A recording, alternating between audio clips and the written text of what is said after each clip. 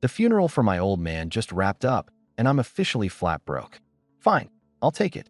Me, Linwei Luca, the newly appointed baron, and a downright pauper. Territory?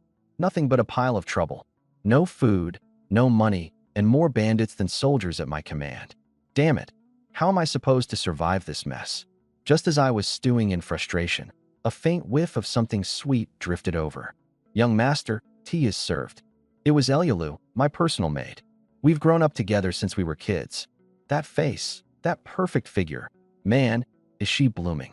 I subconsciously glanced at her, and like clockwork, a panel invisible to everyone but me popped up in front of my eyes. Elialu. Martial skill, 10. Strategy, 73. Loyalty, 100. A full 100 loyalty. Solid. This girl is someone I can trust. I picked up my teacup, my mind churning quickly. Elialu, tell me, do you think we should find someone to help us? She froze for a moment, concern quickly spreading across her delicate face. Young master, do you mean Baron Phaedra? Yep, my cheap father-in-law. When my dad was alive, he'd grin ear to ear every time he saw me, calling me dear nephew, as if I were his own flesh and blood. Now though, my dad's grave hasn't even sprouted grass yet, and I'm not so sure how much of that affection remains. Still, self-reliance beats begging for charity. I stood up abruptly and dove into the dust-covered storage room. Clang. I unsheathed a sword so rusted it might as well have been scrap metal. Tossed it aside. Then, out of sheer desperation, I grabbed a box, blew the dust off it, and my eyes lit up instantly. A golden eagle insignia, the gladiator's crest. My grandfather Edward, once a sword saint of the empire, had earned this thing with blood, sweat, and tears. Sword saints might not be in vogue anymore, but this insignia? It had put the king in my debt. A debt big enough to change everything. Steward, prepare the carriage. Now, to the capital. I barked towards the door. To get to the capital, we first had to pass through Phaedra's domain. I couldn't give up yet. Who knows? Maybe he'd honor old ties, and I wouldn't need to part with my grandfather's legacy after all. The carriage arrived at Phaedra's castle, and I sent my coachman, Asu, to announce my visit. And what happened? Asu returned with soot smudged all over his face, stumbling over his words.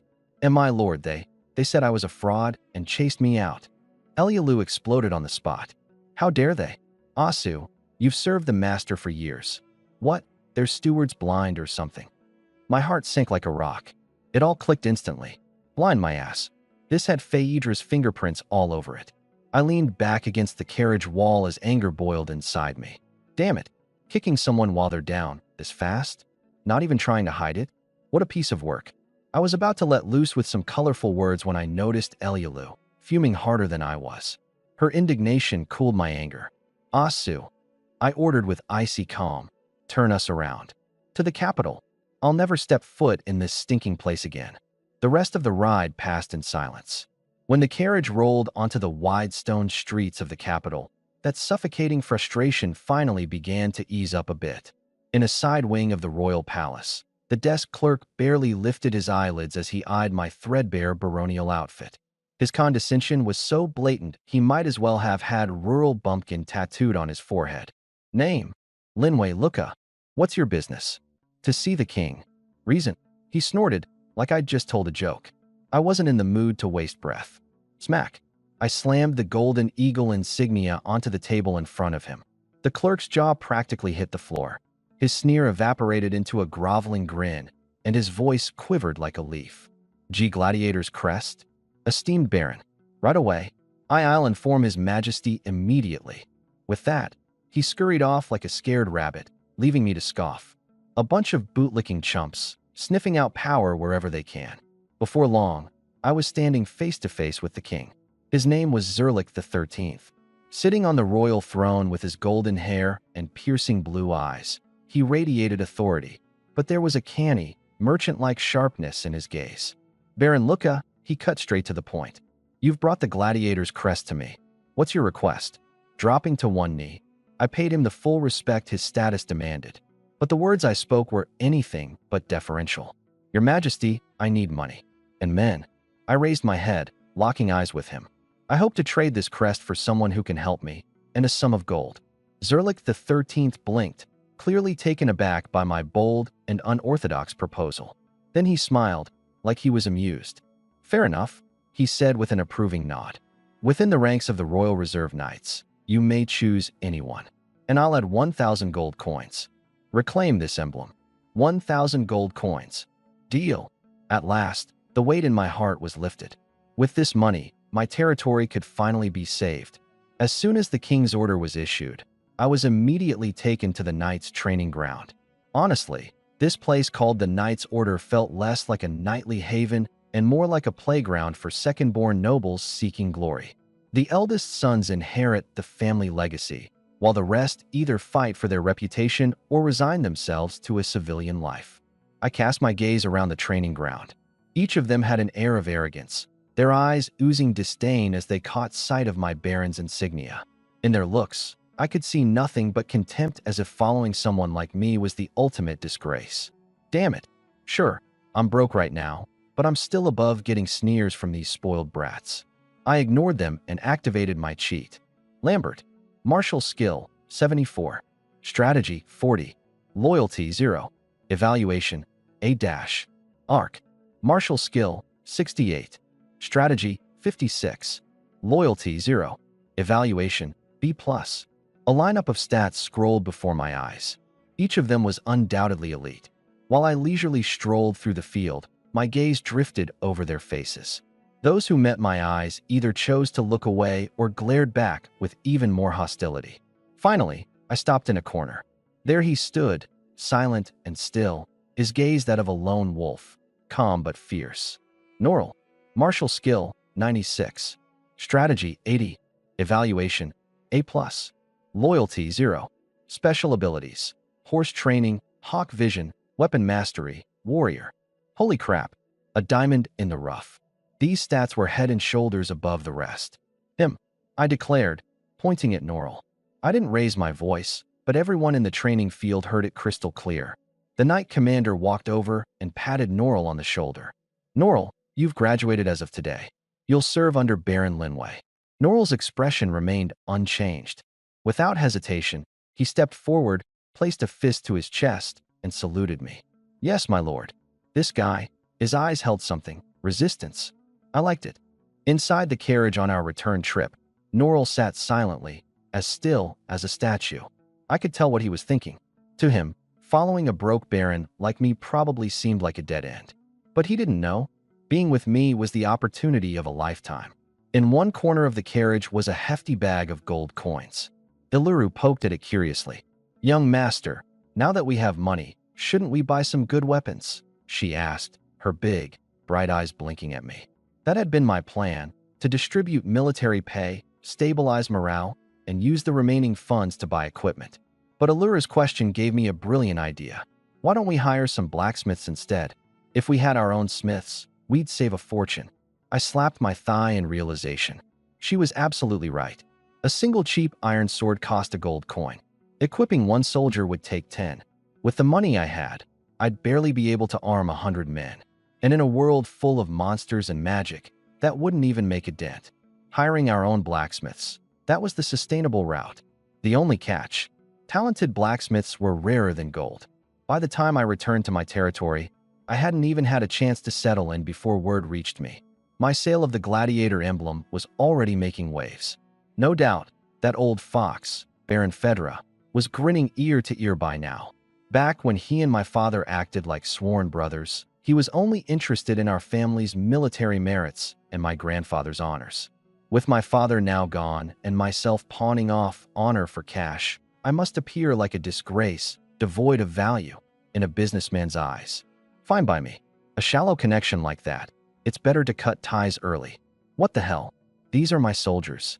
Hiding in the shadows, I watched as Norrell handed out pay to the so-called elite guards. It took everything in me not to curse out loud. Sue. Martial skill, 20. Strategy, 18. Loyalty, 40. Hansen. Martial skill, 23. Strategy, 10. Loyalty, 45.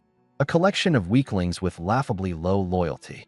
If this crew ever saw battle, they'd be the first to bolt. I could tell from Norrell's expression, darkening into a thundercloud, that he was thinking the same. Clearly, He hadn't expected to end up babysitting a band of rejects. And their weapons? The chipped blades and ragged leather armor. It wasn't a military unit. It was a joke. After distributing the pay, Norrell came straight to me. My lord. He looked like he wanted to say something, but couldn't find the words. I cut him off. I know what you want to say. From this moment on, you have full authority over this group. I was stunned for a moment, not expecting myself to relinquish power so decisively. But the weapons. 1 month. I raised a single finger. In 1 month, I'll have brand new gear ready for you. What you need to do now is whip these weaklings into shape. Norrell stared at me, doubt written all over his face. Still, he accepted the order and left. I may have said it confidently, but internally, I was panicking. Where am I supposed to find a talented blacksmith? You don't look happy, young master. Elialu cautiously approached with a cup of red tea. I sighed and shared my troubles with her. Unexpectedly, her eyes lit up. Young master, I heard today that a group of slave traders has arrived in the territory. Maybe you'll find the talent you need there. Slave traders. I slapped the table. Of course. It's not exactly the most honorable option, but scouring through slaves for hidden talent is definitely the fastest and cheapest solution right now. Lulu, you're my lucky star. I couldn't help but ruffle her hair. Lead the way. Let's check it out. The slave trader was a wiry, middle-aged man with shifty eyes. As soon as he saw me, a flattering smile spread across his face. Ah, Baron, what can I do for you? His greedy gaze swept over Elialu behind me. I frowned, irritation bubbling up within me. Show me what you've got. My tone was cold. He must have sensed my displeasure because he immediately diverted his eyes and politely led me to a row of cages draped with black cloth. Baron, are you looking for combat types or companion types? Any particular race in mind? Just bring them all out and let me see. I had no patience for his chatter. He lifted one of the cloth covers, revealing a cage full of trembling, cat-eared girls. I scanned their stats. Most were mediocre. There was one named Ancuna with a fierce, beast-like glint in her eyes and decent attributes. But unfortunately, she wasn't what I was looking for. Just as I was about to leave disappointed, a curled-up figure in the farthest corner caught my eye. It was a girl, small and thin, with messy hair covering her face. On instinct, I used appraisal on her. The next moment, I froze. Name, Saluka. Combat, 5. Strategy, 99. Rating, A. Loyalty, 0. Special skills, Mana Affinity, Blessing of Wisdom, Knowledgeable Traveler. What the hell? A strategy stat of 99? Is she even human? My attention zeroed in on the cat-eared girl named Saluka, though I kept my expression composed. Feigning disinterest, I casually asked, how much for the cat-eared ones? The scrawny trader's face lit up with joy at the prospect of business. Baron, they're 10 gold coins each. If you buy more, I'll give you a 20% discount, or maybe a buy 3 get 1 free deal. Ecstatic internally but maintaining my indifferent facade, I thought to myself, 10 gold coins. They're all skin and bones, barely good enough to scam some perverted old men. That's daylight robbery. Forget it. Too expensive. I waved dismissively and turned to leave. Wait, don't go, Baron. The trader panicked, grabbing onto me. Buy 1 get 1 free. Let's call it a friendly first deal. Fine. I finally, reluctantly, agreed, pointing at the lively-looking Ancuna and the barely breathing Saluka in the corner. The trader's face broke into a wide grin, probably thinking I'd lost my mind for choosing someone on death's door. What he didn't know was that I'd just scored a jackpot. 20 gold coins later, I'd acquired Ancuna and Saluka. Baron, need anything else? The trader, now emboldened, became more enthusiastic. I've got dwarves too.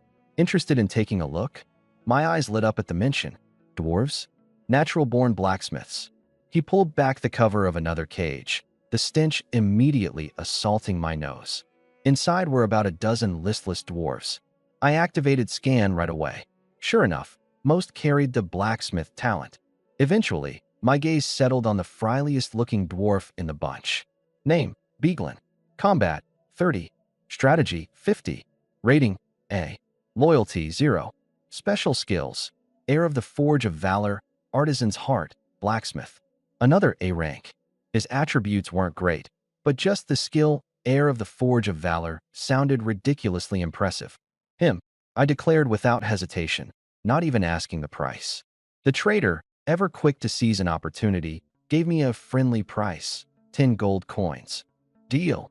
After paying, I tossed the trader an extra gold coin as a tip, leaving my name as Linwei Luoka.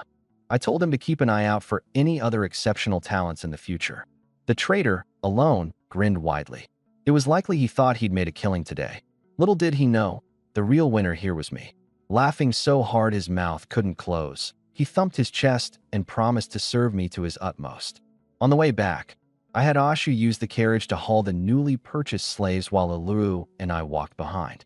As I looked at the barren lands of my territory, I found myself seriously pondering, how could I possibly bring prosperity to such a place? The answer was clear, I couldn't. I mean, I'm not some genius engineer. Other than being able to see through people's talents, I'm just your average weakling with no skills for building or fixing stuff. Master, you're starting to look more and more like a proper baron, Iluru suddenly said. Huh, you spend little to gain much and made connections with a well-traveled merchant. Lord Ryan would have deemed it far beneath him to socialize with a merchant like that. All I could do was reply half-heartedly. Yep, you're right. Iluru, have you ever thought about becoming an administrative officer? I decided to ask her. With her 73 points in strategy, it felt like a waste for her to remain a maid. But to my surprise, her eyes instantly turned red with emotion. Master, did I do something wrong? I don't want to be an official. I just want to stay by your side. All right then, forget I asked. A few days later, I gathered the 3 new slaves, along with Noral and Iluru, for a team bonding dinner. One table for me, another for Noral and Iluru, and yet another for the 3 slaves. Fried rapeseed greens, white bread, and potato soup. Out there, this meal wouldn't even qualify as decent, but here in Luoka's territory, this was top-tier cuisine. The 3 slaves, Ankyuna, Saluka, and Bai Green, looked at the food in front of them with dead eyes and frozen expressions. They didn't dare move. They probably thought this was their last supper. I couldn't be bothered to explain. I just started eating. Bai Green, the dwarf, reacted first. Figuring he was going to die anyway, he decided he might as well be a stuffed corpse. He devoured his food in moments, and then stared longingly at the others' portions. Seeing this, Ankyuna snapped out of her stupor, hurriedly wolfing down her food as well. Saluka, however, was hesitant. She nibbled at her bread, one cautious bite at a time. Satisfied, I nodded and ordered the cook to serve Bai Green another helping.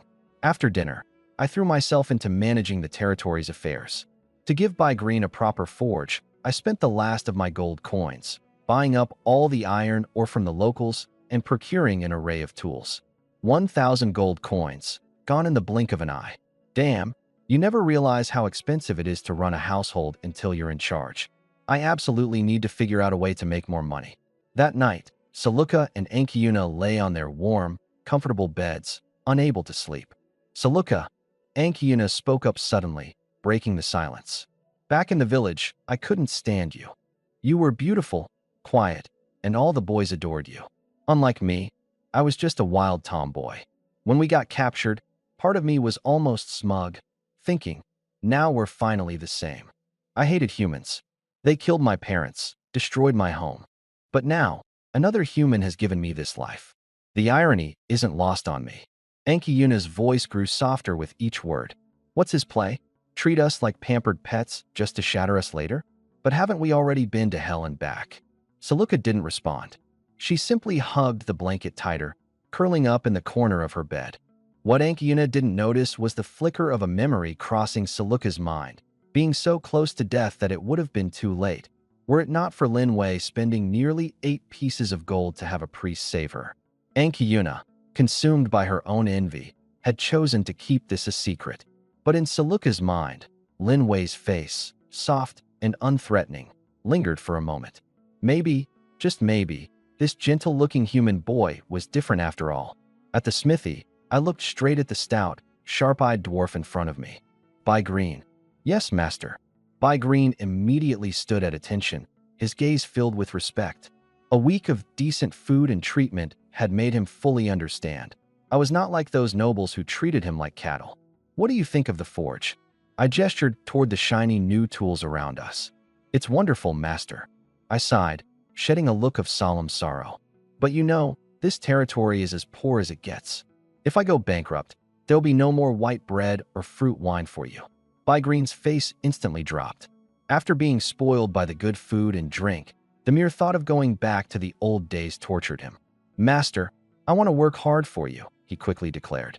Then, after a pause, he lowered his voice uncertainly.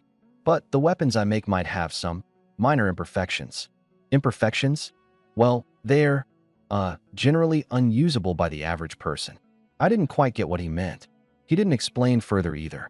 Instead, he grabbed a hammer and began crafting something on the spot.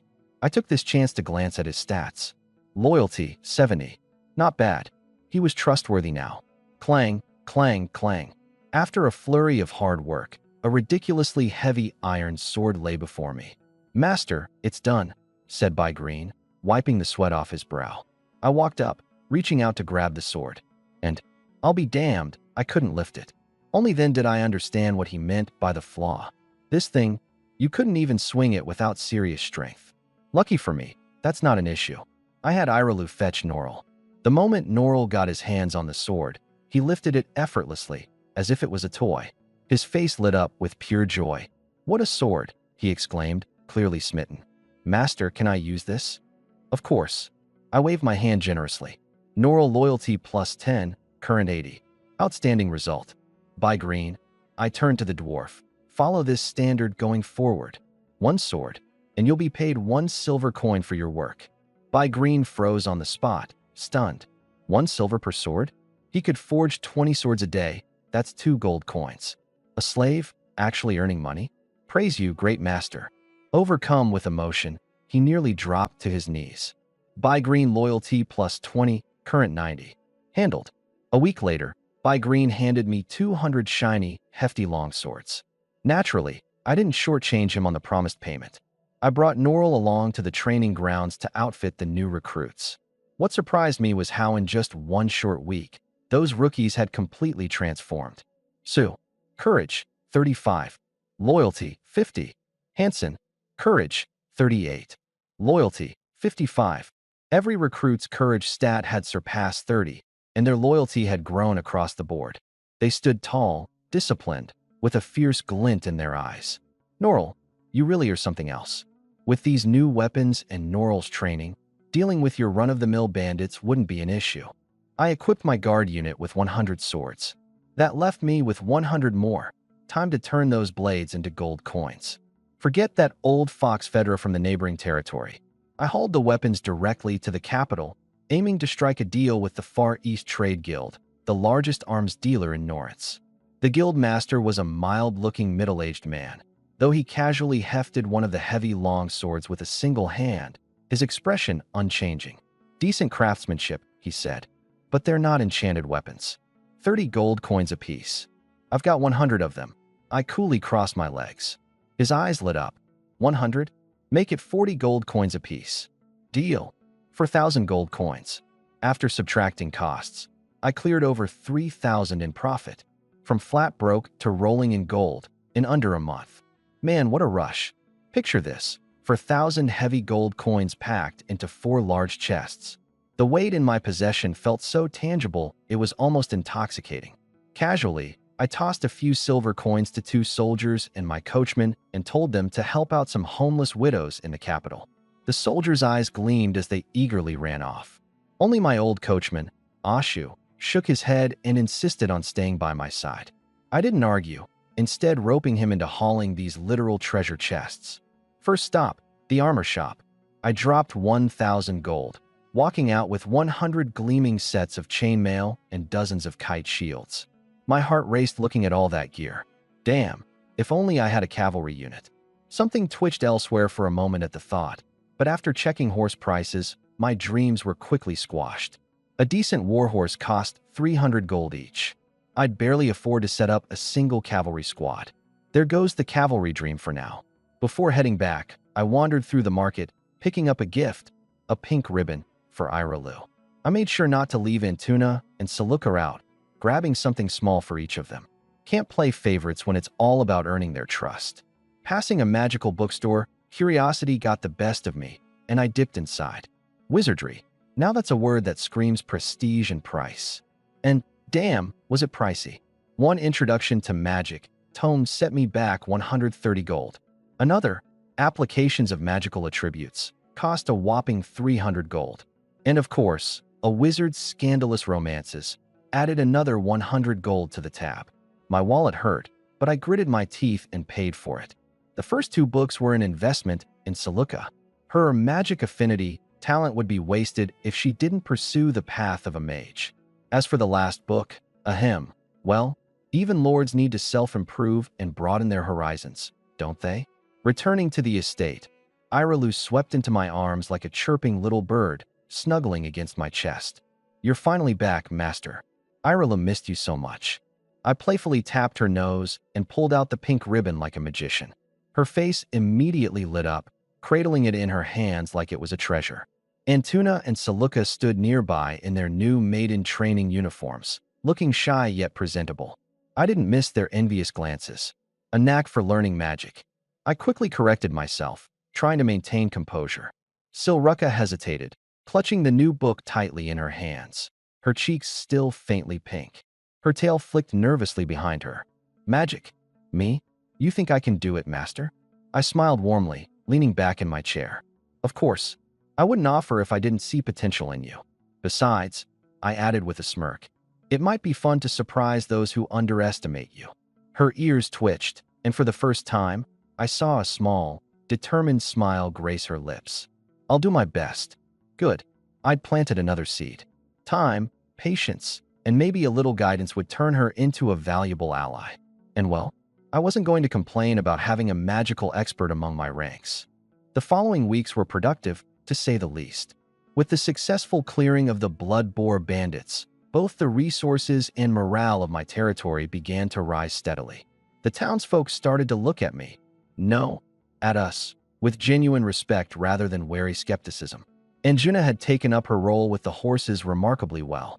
Much to everyone's surprise, those unruly steeds now trotted about as docile as lambs under her care. I'd occasionally catch glimpses of her chatting to them, her natural intuition forming bonds with the animals in ways mere training never could. Silruka, on the other hand, was diving headfirst into her studies of beginner magic. While her progress was modest so far, she'd managed to make sparks fly from her fingertips without setting anything important on fire. Her enthusiasm more than made up for it.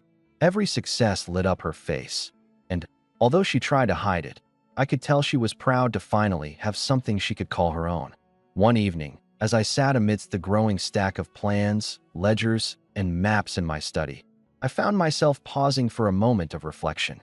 This wasn't where I imagined I'd end up when I first inherited the title of Lord.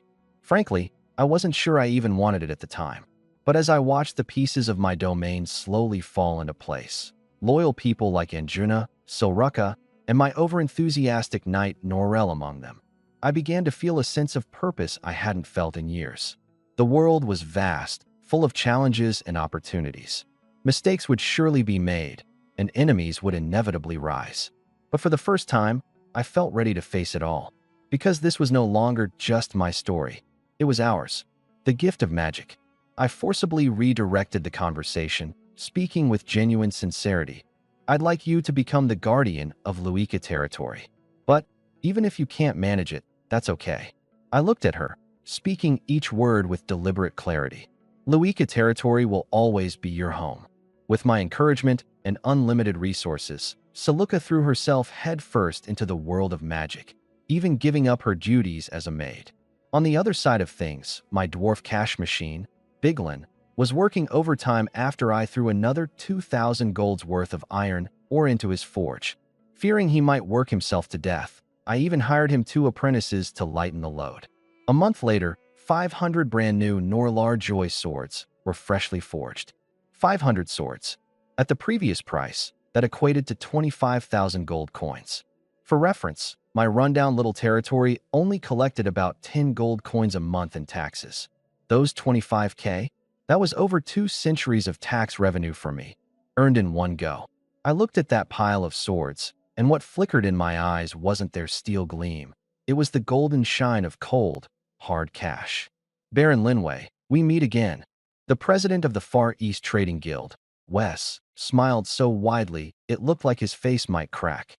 Your last shipment? Sold like crazy. He poured me a drink with a flourish. The noble circles are clamoring for more. I flipped them for 70 gold coins apiece. I chuckled inwardly. Damn greedy merchant. Is that so? I said nonchalantly, swirling the wine in my hand. Well, I've got another 500 swords here.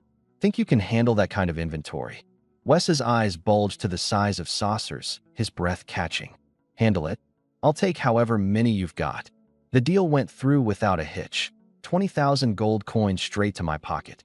This time, Wes, the old fox, even went all out to ensure our long-term partnership. He gifted me a purebred North Continent warhorse worth its weight in gold, a set of exquisite full-body plate armor, and a gem-encrusted noble longsword. This little gift bundle, easily worth 5,000 gold coins. The cunning bastard really knew how to play the game. After a few drinks, Wes finally started showing his hand. Lowering his voice and leaning closer, he spoke in a conspiratorial whisper. Baron Linway, in 2 months, the third autumn campaign will kick off. Would you be interested in joining Earl Aegean's forces? I could arrange for you to take a captain's position. The autumn campaign, let's call it what it is, was little more than an officially sanctioned shopping spree at the neighboring kingdom's borderlands. Earl Aegean, he's the son-in-law of Simon the Duke, a major left-wing political player. Clearly, they wanted to draw me into their circle. A captain's position? What an insult. Might as well toss me out like cannon fodder. But turning him down outright might sour relations with this golden goose of mine. My mind worked quickly. I put on a faux tipsy grin, let my tongue loll a bit, and slurred. Wah? Did you say an elf girl around here? Dunno why I haven't seen her. Wes's smile froze for a split second before he loudly clapped his thigh and burst into over-the-top laughter. Ha ha. Baron Linway, you're drunk. No such amenities here, I'm afraid. He gave me one of those knowing winks. But if you're really interested, I'll keep an eye out for some elven slaves for you. Subtle conversations between sharp minds. The true meaning was always between the lines. He knew I wasn't looking to take sides, and I knew he'd given up on recruiting me. We clinked glasses, leaving the conversation at that. What had been the more intimate Baron Linway reverted to the more distant Baron of Luika. When I stumbled out later, Wes no longer looked remotely tipsy. His gaze was piercing, cold as ice. Back at my estate, I promptly threw up. Thank God Aluru had gone to bed already, or I'd have to deal with her heart-wrenching looks of concern. The next morning, Saluka came to find me. Master, I've already finished both of those books. I nearly spat my tea out. You finished them in a week? Frantically, I summoned her stats panel. Saluka, martial skill, 5. Strategy, 108. Rating, A+. Loyalty, 87. Special talents, magic affinity, blessing of wisdom, well-read, novice mage. Damn, her strategy stat broke 100? What a genius. But geniuses require capital. I checked further. To upgrade her to an intermediate mage, 5,000 gold coins. Advanced mage, 20,000. The windfall I just made started tasting a whole lot less sweet. Damn it. No matter how tight the budget, you can't skimp on the kids. And you can't shortchange education. Clenching my teeth, I laid it all out. Saluka, in a few days, you're heading to the Royal Academy of Magic for advanced training. I'm giving you an honorary knight title to make things easier among the nobles over there. Don't worry about the tuition. I'll cover everything. The fake knight title would smooth over so many issues for her in that snobbish, aristocrat-filled place. Saluka froze, her tail twitching anxiously, and before I knew it, tears welled in her eyes. She wasn't a slave anymore.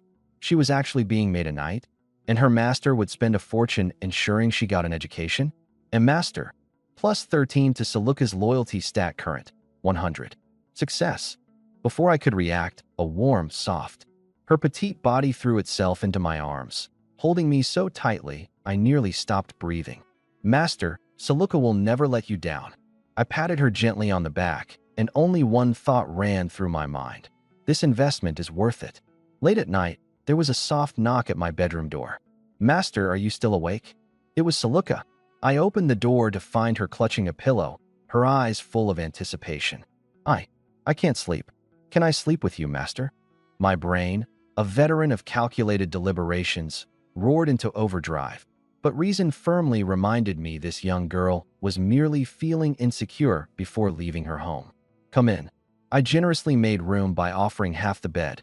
Lying beside her, breathing in the faint milky fragrance emanating from her, my heart was as calm as still water. Yeah, right. But I held it together. In the darkness, I could feel her sneaking glances at me. After a long moment, she seemed convinced I was asleep and finally closed her eyes peacefully. To her, I was her savior, the light in her life. She doesn't know I'm just a shrewd investor. And she, an expensive yet promising living weapon I've invested in. Saluka was leaving.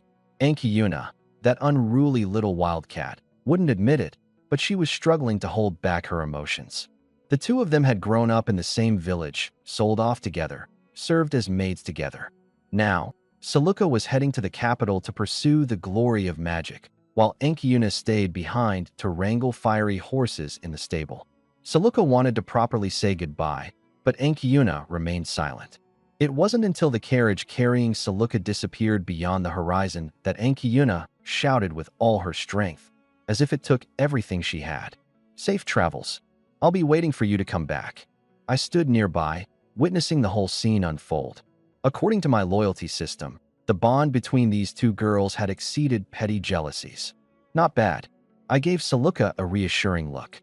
Her bold move of sneaking into my room with a pillow last night had already been categorized under pre-departure separation anxiety syndrome and treated by my unparalleled self-control. Elialu, oblivious to all of this, held Saluka's hands and advised her like a caring older sister to take good care of herself. As I watched my most expensive living weapon set off on her journey of advancement, I was already calculating my next steps. Autumn winds blew, bringing with them an invitation to the Royal Kingdom's annual autumn campaign. A delightful surprise, really.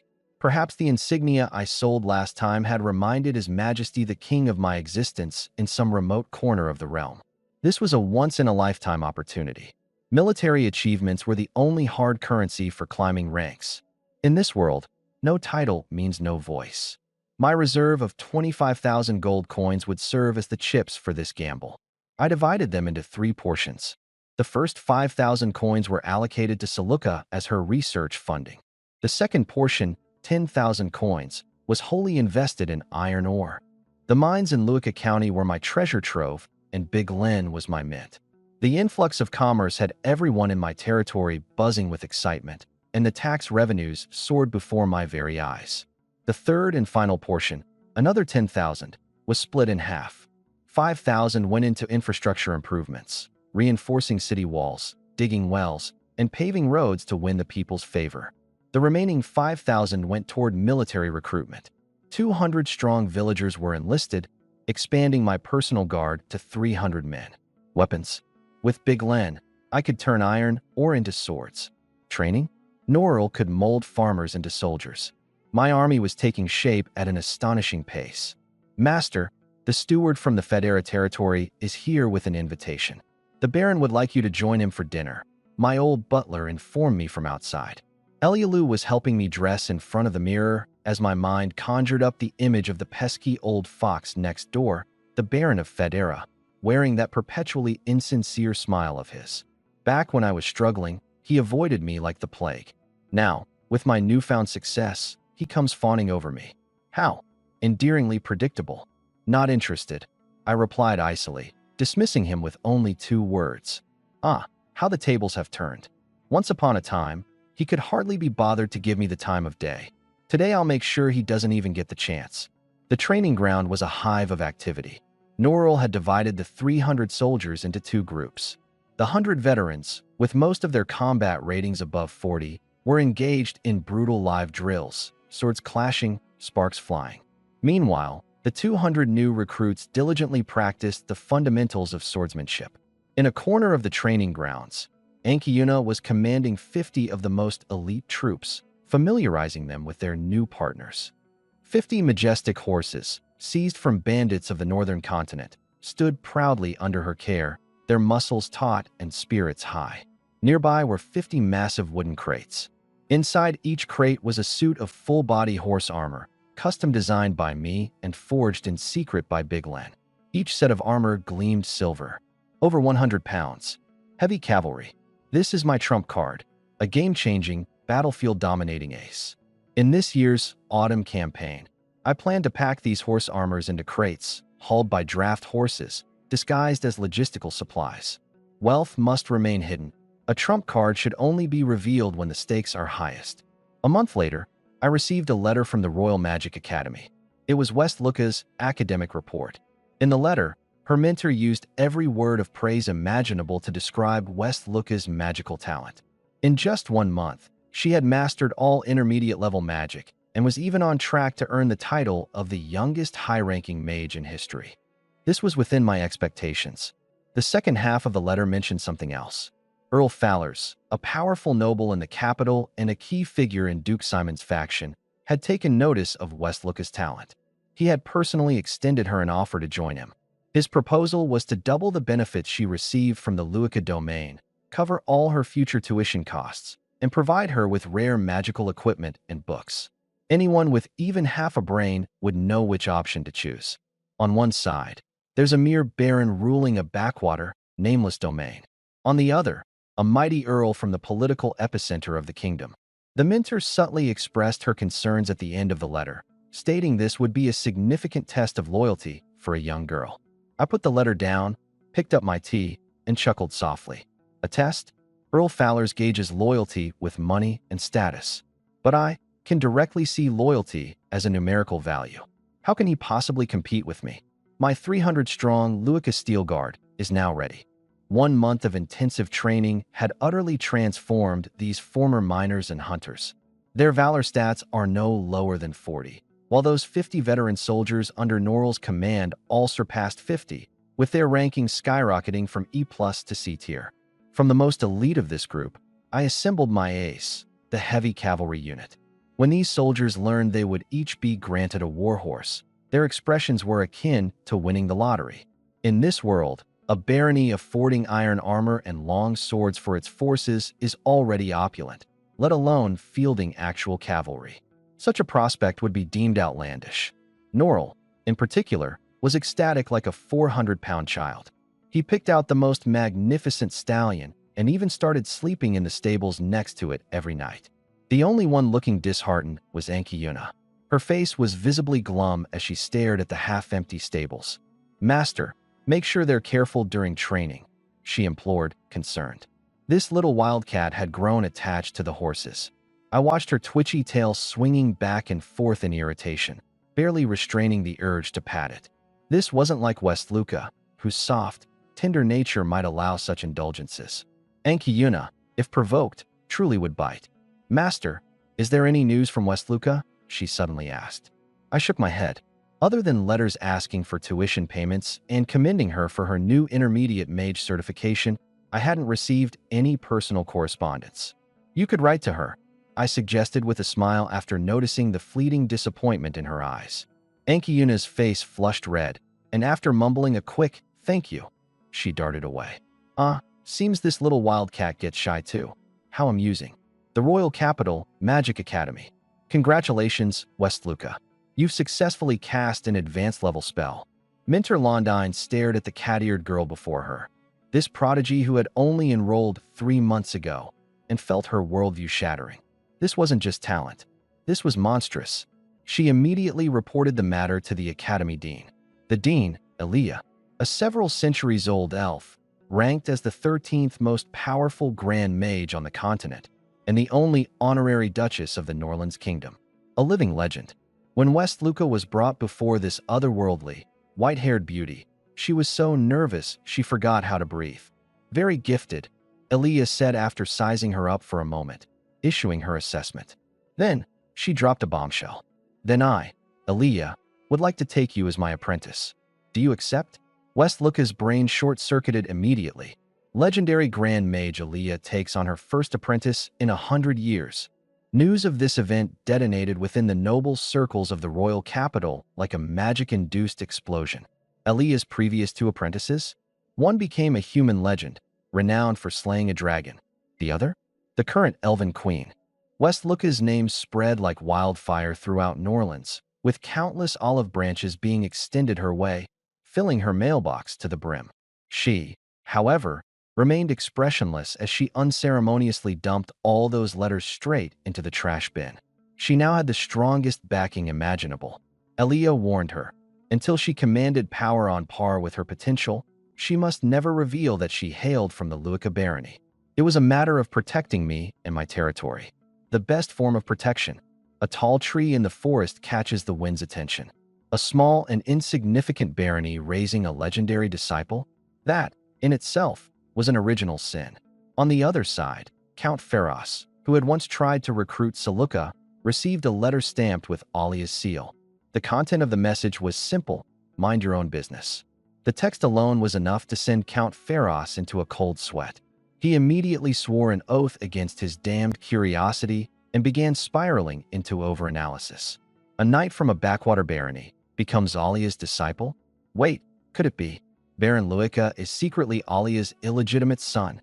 That chilling thought made Count Pharos resolve not only to keep his lips sealed about Luica's land, but to also figure out how to ingratiate himself with this mysterious territory.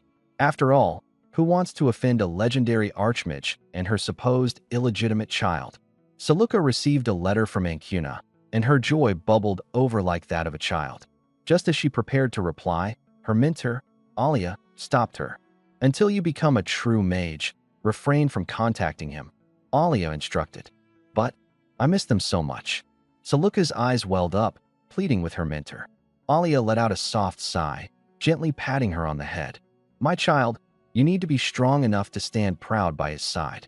Simply being a high mage is not enough. You must become an archmage. Only when your personal strength strikes fear into all those who covet you will your presence bring him honor rather than disaster. Saluka nodded in understanding, or, more accurately, half-understanding. When you achieve the rank of high mage, I'll give you a week off to visit home, Alia promised. Really, teacher? Saluka's eyes sparkled with excitement, reminiscent of an elated kitten. Prompted by her desire to reunite with her master as soon as possible, she swore to achieve the rank of high mage at lightning speed. The countdown ended. My 300 Luica Iron Guards were ready for battle. I've been feeding them meat, hammering motivational speeches into their heads with Blue Planet-style success rhetoric.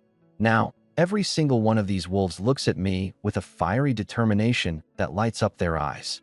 Norrell is as giddy as a kid with a brand new toy, spending most of his day caressing his warhorse. And then there's Ancuna, our feisty little wildcat. Watching the stables empty each day has her looking sour, her expression long enough to drag the ground. Master, she said, fidgeting as she approached me.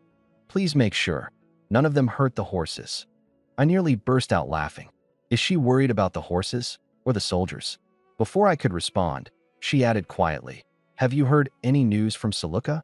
I told her that our brilliant feline protege was now the direct apprentice of the head of the Royal Academy of Magic, the kingdom's golden treasure. Her mouth formed a perfect O, her face cycling between awe and melancholy. I knew what she wasn't saying. Saluka's silence was her legendary mentor's way of protecting me.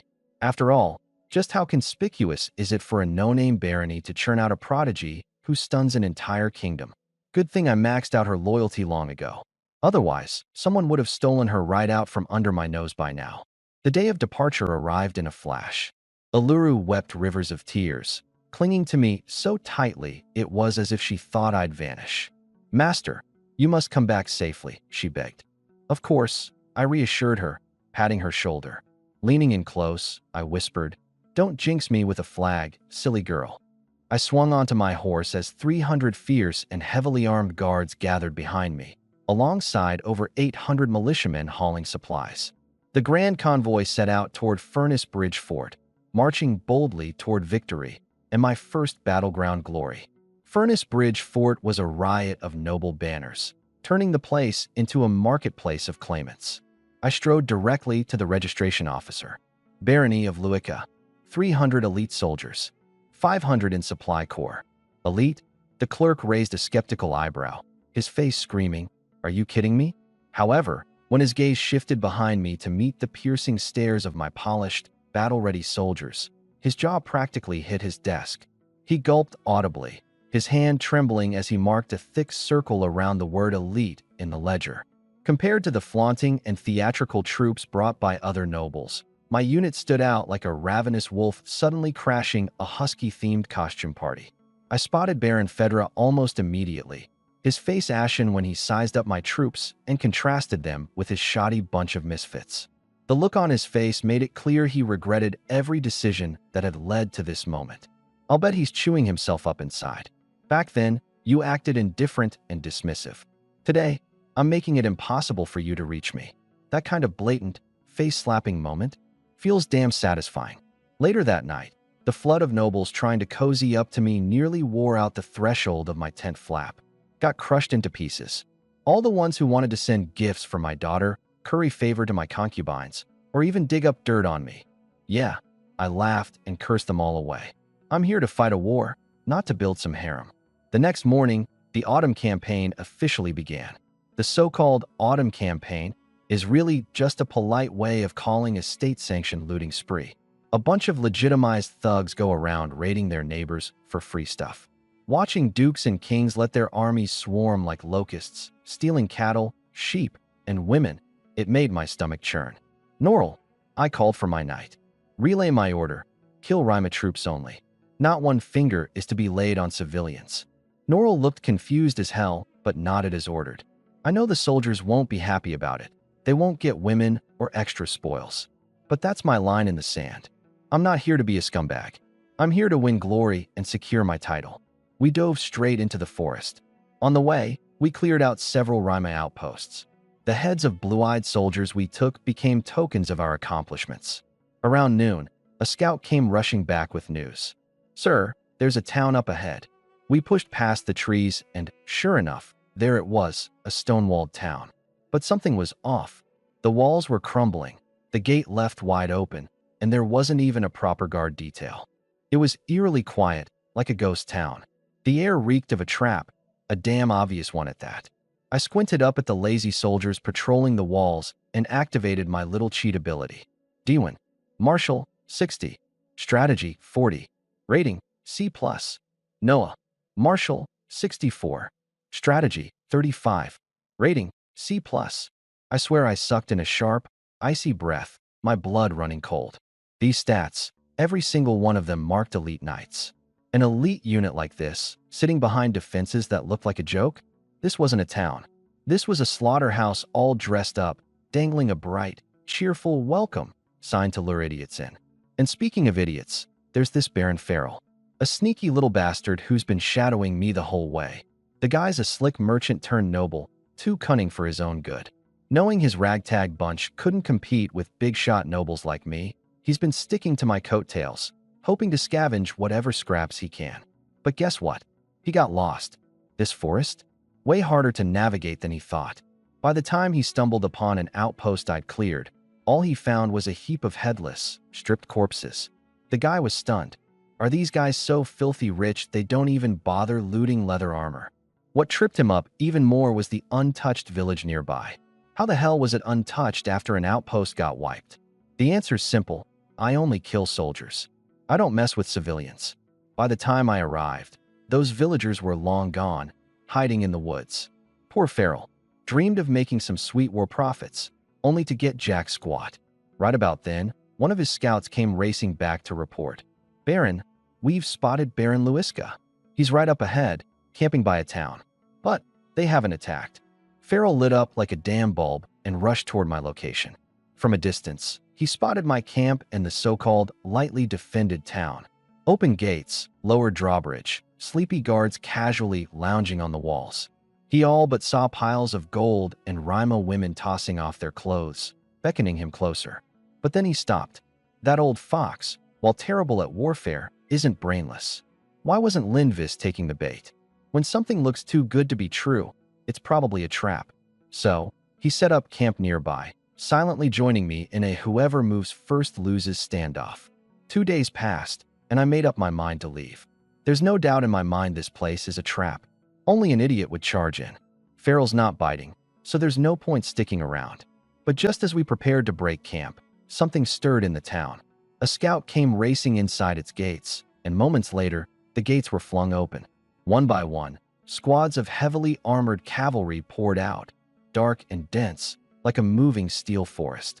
3,000 heavy cavalry, and behind them, a sea of ironclad infantry. Norrell's face went ghost white, sweat dripping from his temple. Holy hell, if we had gone in, we wouldn't have left behind even a scrap of bone. Across the way, Farrell's jaw hit the floor. He recognized them instantly, the royal armies of Rima. Rama wasn't playing around. This was their royal core force. Why the hell were they here? What kind of plan were they brewing? I got my answer soon enough. That tidal wave of steel didn't even glance our way. It forged straight ahead, toward the heart of the forest, toward our king, Zelik 13. We were doomed. This was a complete. There's a shocking plot against the king. Your Majesty is in grave danger. Nora was as anxious as an ant on a hot pan. My heart also sank. The internal strife in Norans had escalated to the point of colluding with foreign forces to assassinate the king. These nobles are rotten to the core. But now wasn't the time to dwell on that. With Rama's main force gone, that city truly became a ghost town. Master, this is our opportunity. Nora's eyes sparkled. That old fox Farrell must have thought the same. Whoever acts first can claim all the supplies and women left in the city.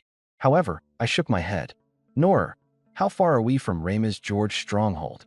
Less than half a day's journey, master. Perfect. I grinned, a wild idea forming in my mind. Everyone, listen up. New target, George stronghold. Full speed advance. What? Nora's jaw almost hit the ground in shock. He thought I'd lost my mind. But he quickly understood my intention. That's right. The majority of Rama's forces were off attacking the king. Their stronghold, George Fortress, was undoubtedly an empty shell right now. It was a gamble. If we won, I'd gain unimaginable glory and merits. If we lost, all 300 of us, we'd vanish without a trace. You can't catch a tiger cub without venturing into the tiger's den. Abandon all supplies. Charge with me. At my command, 300 Iron Knights became an arrow, hurtling toward the heart of Rama's kingdom. Meanwhile, that idiot Farrell drove his forces straight into that ghost town, grinning ear to ear over scraps and leftovers. Fool. Back at the king's camp, chaos reigned. The right-wing nobles had betrayed him suddenly. The loyal royal guard was stabbed in the back by their peers. King Zelik 13, once invincible, now stood with terror and disbelief written across his face. Your Majesty, retreat immediately. The captain of the royal cavalry shouted hoarsely, cutting a bloodied path for the king. In the distance, Rama's steel armies kicked up a storm of dust and smoke. This was a massacre, plain and simple. As for those traitorous right-wing nobles, even as they were being slaughtered, they couldn't figure out why the Rama forces turned on them when they were supposed to be allies. Idiots. Negotiating with tigers? What fool expects a happy ending? That desperate charge almost broke the legs of my Iron Knights. If we hadn't had a diet of good food and brutal training, any regular unit would have collapsed halfway through. Finally, the grand silhouette of George's stronghold rose on the horizon. But my heart sank. The fortress gates were wide open, yet the walls were packed with soldiers. I scanned them with my cheat ability, and damn, all of them were elite units from that trap city we assaulted earlier. I really messed up.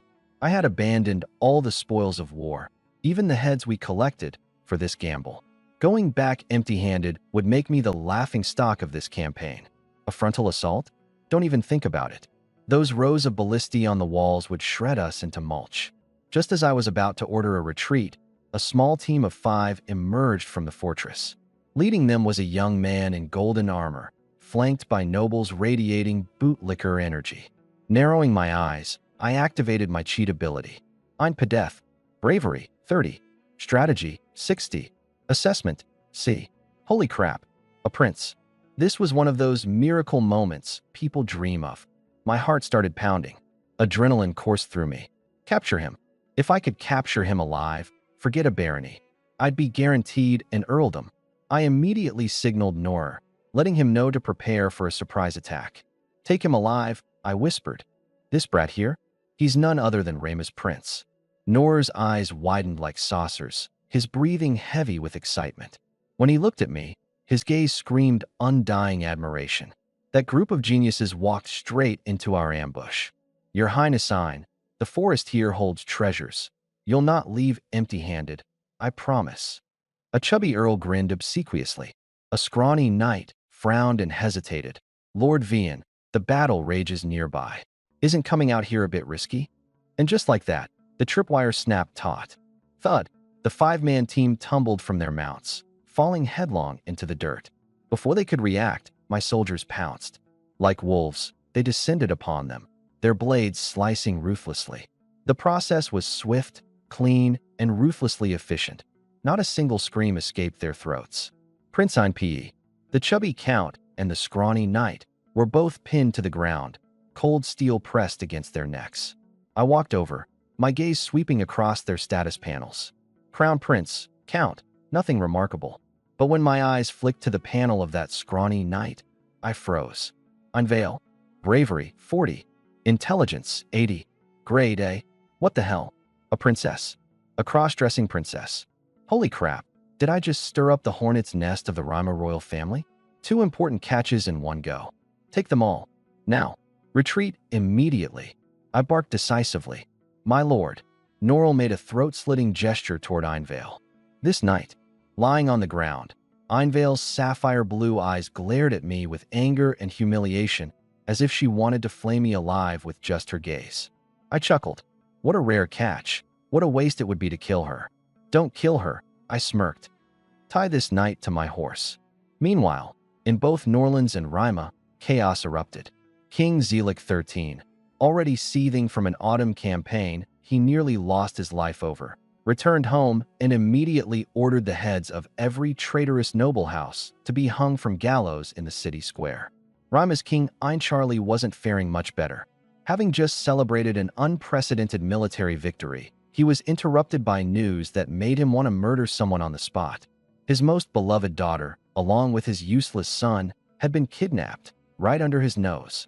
The Rima royal palace descended into absolute pandemonium.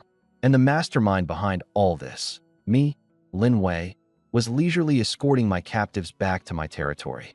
On the way, I found myself intrigued by the cross-dressing Rima princess. I had to admit, she was stunningly beautiful.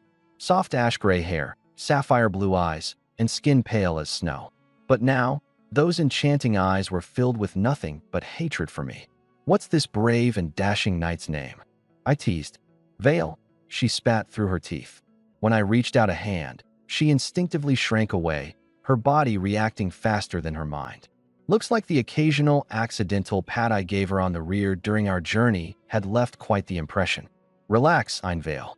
The moment I called her full name, her eyes widened in shock, the last shred of hope vanishing from them. What do you want? Her voice was icy. I tilted her chin up gently, leaning close to her ear, and whispered so only the two of us could hear. I hear King Eincharlie has a truly brilliant daughter who became a mid-level mage at just 16. Oh, and don't bother struggling. The ropes binding you are specially designed to suppress magic. Forgot to tell you, without your wand, a mage is no different than any other helpless girl. Her body froze. Her tone finally softened. Release us. The Rima kingdom will owe you a debt. I smiled, a blindingly cheerful smile. And should I hand you over to the furious King Zelik, do you think I wouldn't get exactly what I want? Her face turned ghostly pale as I added. Einvale, you wouldn't want word of your capture to become public knowledge, would you? I had her cornered. King Eincharlie, that old fox, had indeed sent an envoy to Norlands, though they sought the wrong person. In the royal palace, King Zelik 13 lounged on his overly ornate throne, utterly perplexed as he listened to the Rima envoy rattle on. Treated with royal courtesy befitting our crown prince and princess. Willing to cede the Begla steppes in exchange for the safe return of our royals. Zelik blinked, thinking for a moment he might have misheard. Crown prince? Princess? They're here? Since when? But the old wolf hid his confusion well, feigning disinterest while cheering internally. Holy hell, this is a windfall. Clearing his throat, he put on his best, "Your offer's not good enough," face and made an outrageous demand. Not good enough. Everything outside Fort George belongs to us. The envoy looked like he was ready to keel over, but begrudgingly offered, "I'll deliver your terms," before clumsily excusing himself. As the envoy retreated, Zelik remained seated in deep thought. Something about all of this reeked of mischief. Who the hell? What kind of lunatic had the audacity to breach the defenses of Fort George and manage to sweep up both the Rima prince and princess in one fell swoop? This. This is crazy. Before long, the news of Nolan's crushing defeat of Rima, capturing 2 royal family members alive, spread throughout the entire kingdom as if wings carried it. When Farrell, that old fox, heard the news, the wine glass in his hand fell out of sheer shock. His mind buzzed, and in that instant, he linked the sensational news to me. The very person who had suddenly vanished and abandoned the fat piece of meat that was all but in their mouth. Who else could it be but me? At that moment, he must have been regretting so deeply that his intestines turned green with remorse. He had missed out on a dragon-riding son-in-law who could have propelled his family to the pinnacle overnight. I strolled confidently into the royal city with the Ain's siblings in tow. When I stood in front of the registrar again, his jaw nearly hit the floor. "Baron Linvey, you." I casually tossed him a gold coin, too disinterested to waste words. "Inform the king that I've brought him a generous gift." When King Zaluk 13 saw me, his expression was as if he were eyeing a monster. He scanned me from head to toe, as if trying to discover whether I had 3 heads and 6 arms. Even Duke Elira, the woman reputed to never involve herself in politics, scrutinized me with a keen and intrigued gaze. On one knee, I knelt before the king, with a disgruntled Rima prince and a Rima princess who looked like she wanted to devour me alive standing behind me. At that moment, I knew I had won my bet. What followed proceeded as expected. Rima grudgingly accepted the exorbitant terms King Zaluk demanded for the redemption of their prince and princess. A massive tract of fertile forest was effortlessly transferred to Nolan's territory, and I, as the mastermind behind it all, naturally reaped significant rewards. The king granted me the title of Viscount and a sprawling estate so large it bordered on ridiculous land that had once belonged to a purged noble supporting the conservative faction located near the Beastmen tribes to the south. Anyone with a clear mind could see this for what it was, the king dangling a carrot while simultaneously testing me. Handle it well, and I'd become the next earl. Fail, and those Beastmen, they'd rip me to shreds. Damn it, that old fox. His schemes are sharp as ever. When I bid farewell to the Ain's siblings, the sky was clear, bright, and cloudless. Outside the drawbridge fortress, a 100-member heavy cavalry unit from Rima formed a densely packed line, their gazes filled with murderous intent as they looked at me. Ein Peter, however, was surprisingly straightforward. Before departing, he nodded at me and remarked, "I hope we meet again." It was his sister, Ein Vale, whose smoldering blue eyes could have set me on fire. "Louiska Linvey," she growled through gritted teeth, "I'll remember you. The next time I catch you on the battlefield, I'll be sure to return the favor." I smirked, thinking to myself about the way her figure. Well, it wasn't bad at all. Nonchalantly, I turned around and presented them my back. New challenges await ahead. 2 territories, one that's in desperate need of rebuilding, and another crawling with hostile beastmen. No money, no people, no resources. That old fox of a king drew me a grand pie, but didn't hand me even a penny for startup funds. Damn him. He really expects me to create a miracle from scratch. But you know what? I thrive on this kind of challenge. Norrell's right. The king wants to cultivate a new faction to counterbalance the conservative nobles. And me? Linvey? I'm the chess piece he's chosen. A chess piece? Huh. One day, I'll be the one moving the pieces on the board.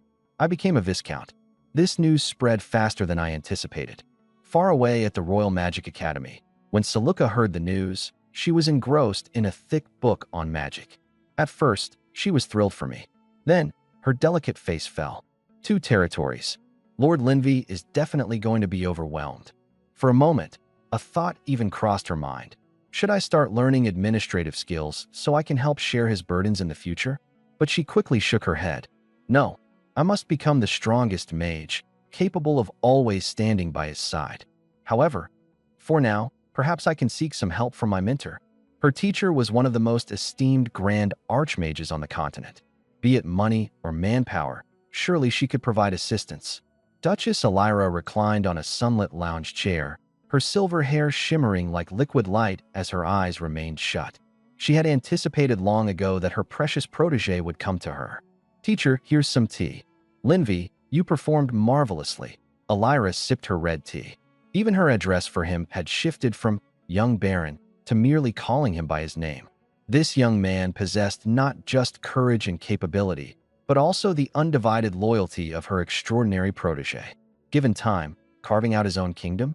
Not beyond the realm of possibility.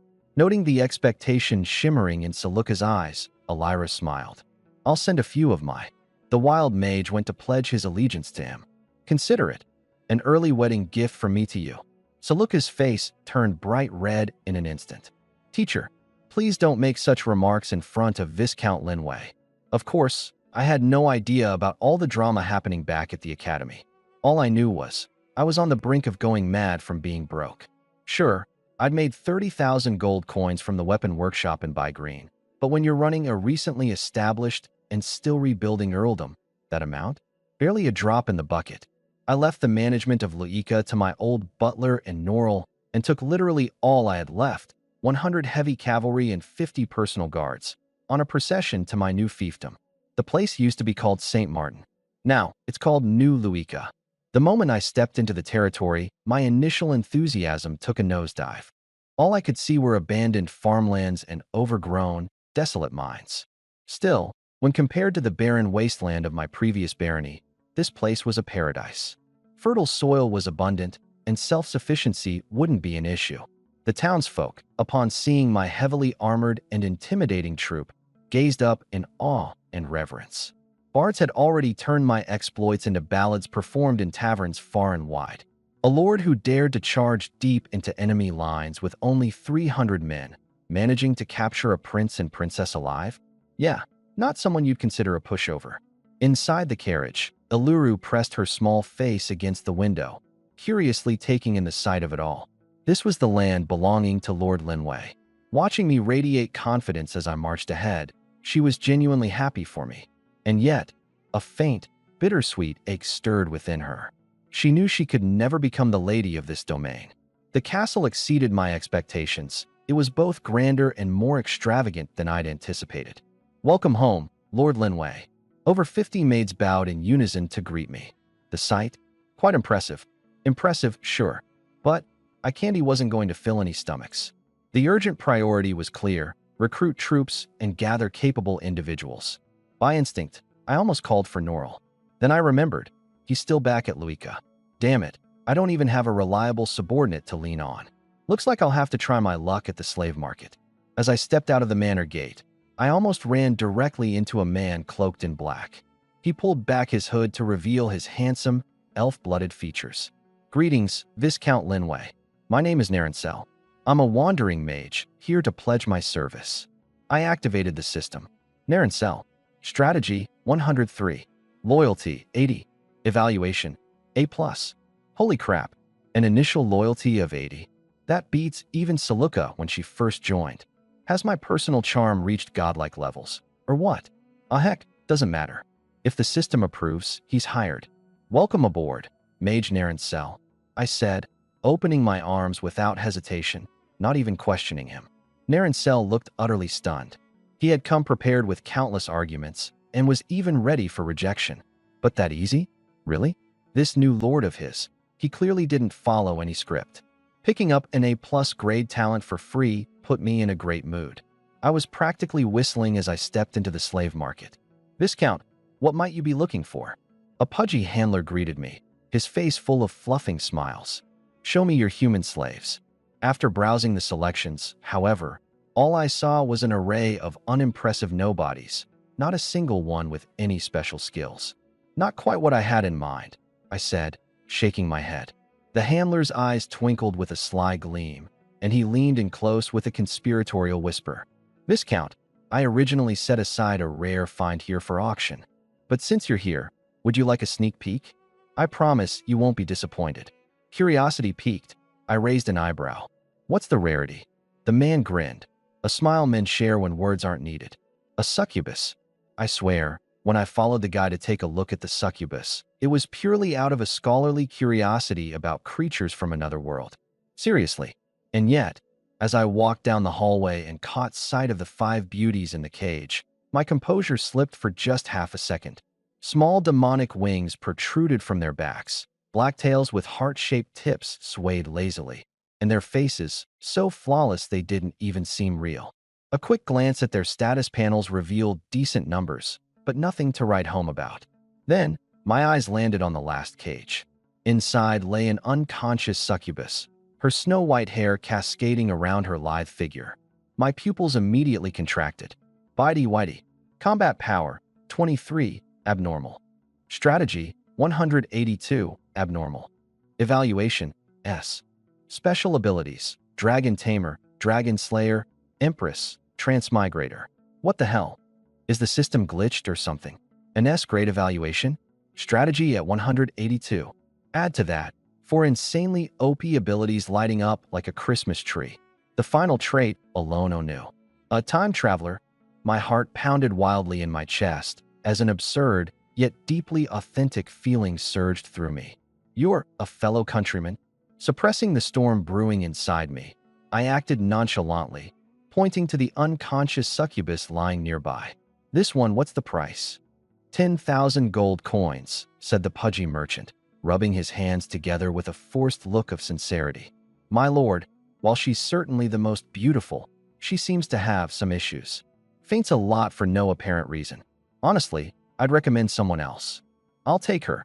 I cut him off decisively. Are you kidding me? 10,000. I'd pay 100,000 without blinking. Walking out of the slave trading house, I felt somewhat at a loss. I'd originally hoped to find a few reliable tools. I mean, assistants, but aside from this mysterious fellow countryman, I came up empty-handed. It seems talent is something I'll have to cultivate myself.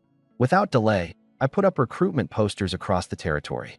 The criteria were laughably simple. Enlistment earned 1 silver coin up front, along with guaranteed meals. At worst, hard biscuits and porridge. The announcement sent every able-bodied youth in the region into a frenzy. Are you kidding me? Signing up with a warlord who captured both the prince and princess in open battle, and getting to eat biscuits every day? This is basically paradise. By the end of the afternoon, I'd recruited a solid 1,000 men. And as luck would have it, I managed to dig up 2 hidden gems among them. They were brothers, hunters, Ukshin and Ankro, born sharpshooters, with combat prowess and strategic thinking both rating above a solid 60. They even came with the rare eagle eye talent. I immediately promoted them to squad leaders on the spot. Everything was starting to fall into place. Everything.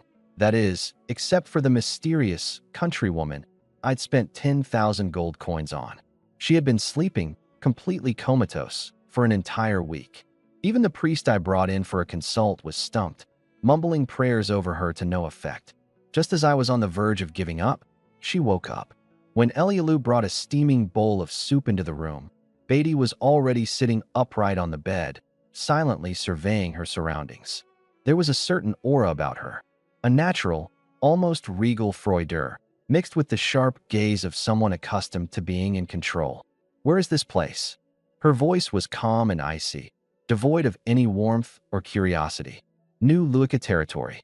Elialu placed the meal on the table, a deluxe dish, prepared exactly as I'd instructed, a hearty stew filled with real chunks of meat, accompanied by several pieces of soft, fluffy white bread. For just the briefest moment, surprise flickered in Beatty's eyes. She could tell. This was not a meal typical for a mere slave. She didn't ask any questions, though. She simply picked up the bread and began to eat in small, deliberate bites.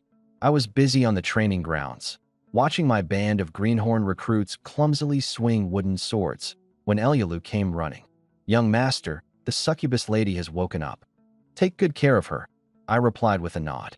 Truthfully, I was dying to interrogate this fellow countryman, but I had more pressing matters to deal with at the moment. The ever-cunning Earl Farwa had come to pay me a visit. In the reception hall, Earl Farwa greeted me with a warm, fatherly smile, seemingly unfazed by my less-than-cordial welcome. That old fox. No way he's here without an agenda. After a round of polite small talk, he cut straight to the chase. "Viscount Linway, I'd like to establish a trade alliance with your territory." I smirked inwardly. A trade deal? A minor arrangement like this warranted the personal attention of an earl? Farwa seemed to sense my skepticism. Still wearing his practiced smile, he casually delivered the first bombshell. "I should also mention, as a gesture of goodwill, I've brought along 300 northern thoroughbreds. Consider them a token of my respect." I almost shot out of my chair. 300 northern thoroughbreds. That's over 90,000 gold coins worth of horses. What on earth is this guy after? Does he think he's my long-lost father or something? This had trap written all over it. The kind of gilded, gold-plated honey trap you couldn't resist. Noticing my wary expression, Farwa finally stopped dancing around the point. He lowered his voice, as if making an offhand comment. By the way, I must thank Lady Saluka for tutoring my daughter in magic. This small gift is but a token of my gratitude. Saluka. In that instant, everything clicked. Of course, I should have known. This sly old fox wasn't just here to butter me up. He'd come bearing offerings because of Saluka, and, more importantly, the grand archmage she represented. These nobles, not a single one of them can be underestimated. Lifting my teacup, I returned his smile with a warm one of my own. My dear Earl, you're far too generous. And with that, I accepted his gift of 90,000 gold worth of thoroughbreds. After sending off the smiling Earl Farwa, I sat alone in my study, absent-mindedly running my fingers along the edge of my teacup. Just like that, 300 of the finest horses in the land had been delivered right to my doorstep. That sly fox. He claimed his generosity was out of gratitude to Saluka, but in truth, this was a calculated move to court favor with Duchess Elia and get in early with me, a rising star on the political stage. These aristocrats, nothing but scheming sharks in silk and lace. Playing with fire, aren't they? Today they can purge the right wing, and tomorrow, for some other reason, they themselves could be purged by the king. Choosing a side, once you choose wrong, there's no coming back from it. But who spits out fat meat that's already in their mouth? With these 300 northern warhorses, my heavy cavalry regiment will finally have a foundation.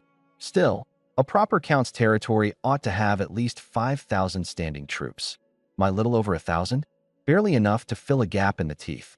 Troops, equipment, supplies, wages, it all boils down to one thing. Money. And I, damn it, am flat broke. When I pushed open Whitey's door, she was sitting by the window engrossed in one of the books from my shelf, Lance of the Grey Forest. The afternoon sun painted golden highlights on her flaxen hair and revealed the fine fuzz on her cheeks. The small, black wings on her back quivered lightly, and the tip of her rounded black tail swayed lazily in midair, as though expressing a kind of serene ennui. The slave collar around her neck, at that moment, looked more like a distinctive accessory. I had no doubt that if she wanted to, she could snap it with a flick of her fingers.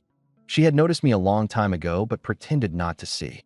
Not until I stepped closer did she bother to acknowledge me. Hello. She lifted her head, her tone cool and her eyes appraising. She didn't call me master, but I didn't care in the slightest. After all, the panel clearly says Empress.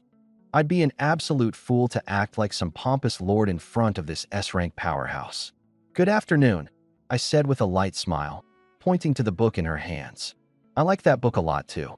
What do you think of it? It appeared my calm demeanor caught her a bit off guard. Quite interesting, she replied, returning the book to its shelf. She stretched in a way that was both elegant and languid, exuding a noble air utterly out of place with her slave status. Humans, though their lives are fleeting, somehow always manage to create work that can truly catch the eye. That tone, straight out of the mouth of some ancient being who's lived centuries. Which, come to think of it, she pretty much is. It's good that you like it, I said briefly. Make yourself at home here. Just a quick greeting to get acquainted. For a fellow traveler whose status panel spells out transmigrator, I know patience is key. After I left, I didn't catch the subtle smile that tugged at the corner of her lips, nor did I see the panel ticking her affection from 0 to 5. Winter's first snowfall arrived right on cue. Here in Nolens, the winters are long and brutally cold. With heavy snowfall cutting off roads, a season like this is a matter of life and death for ordinary farmers. I instructed the steward to post notices.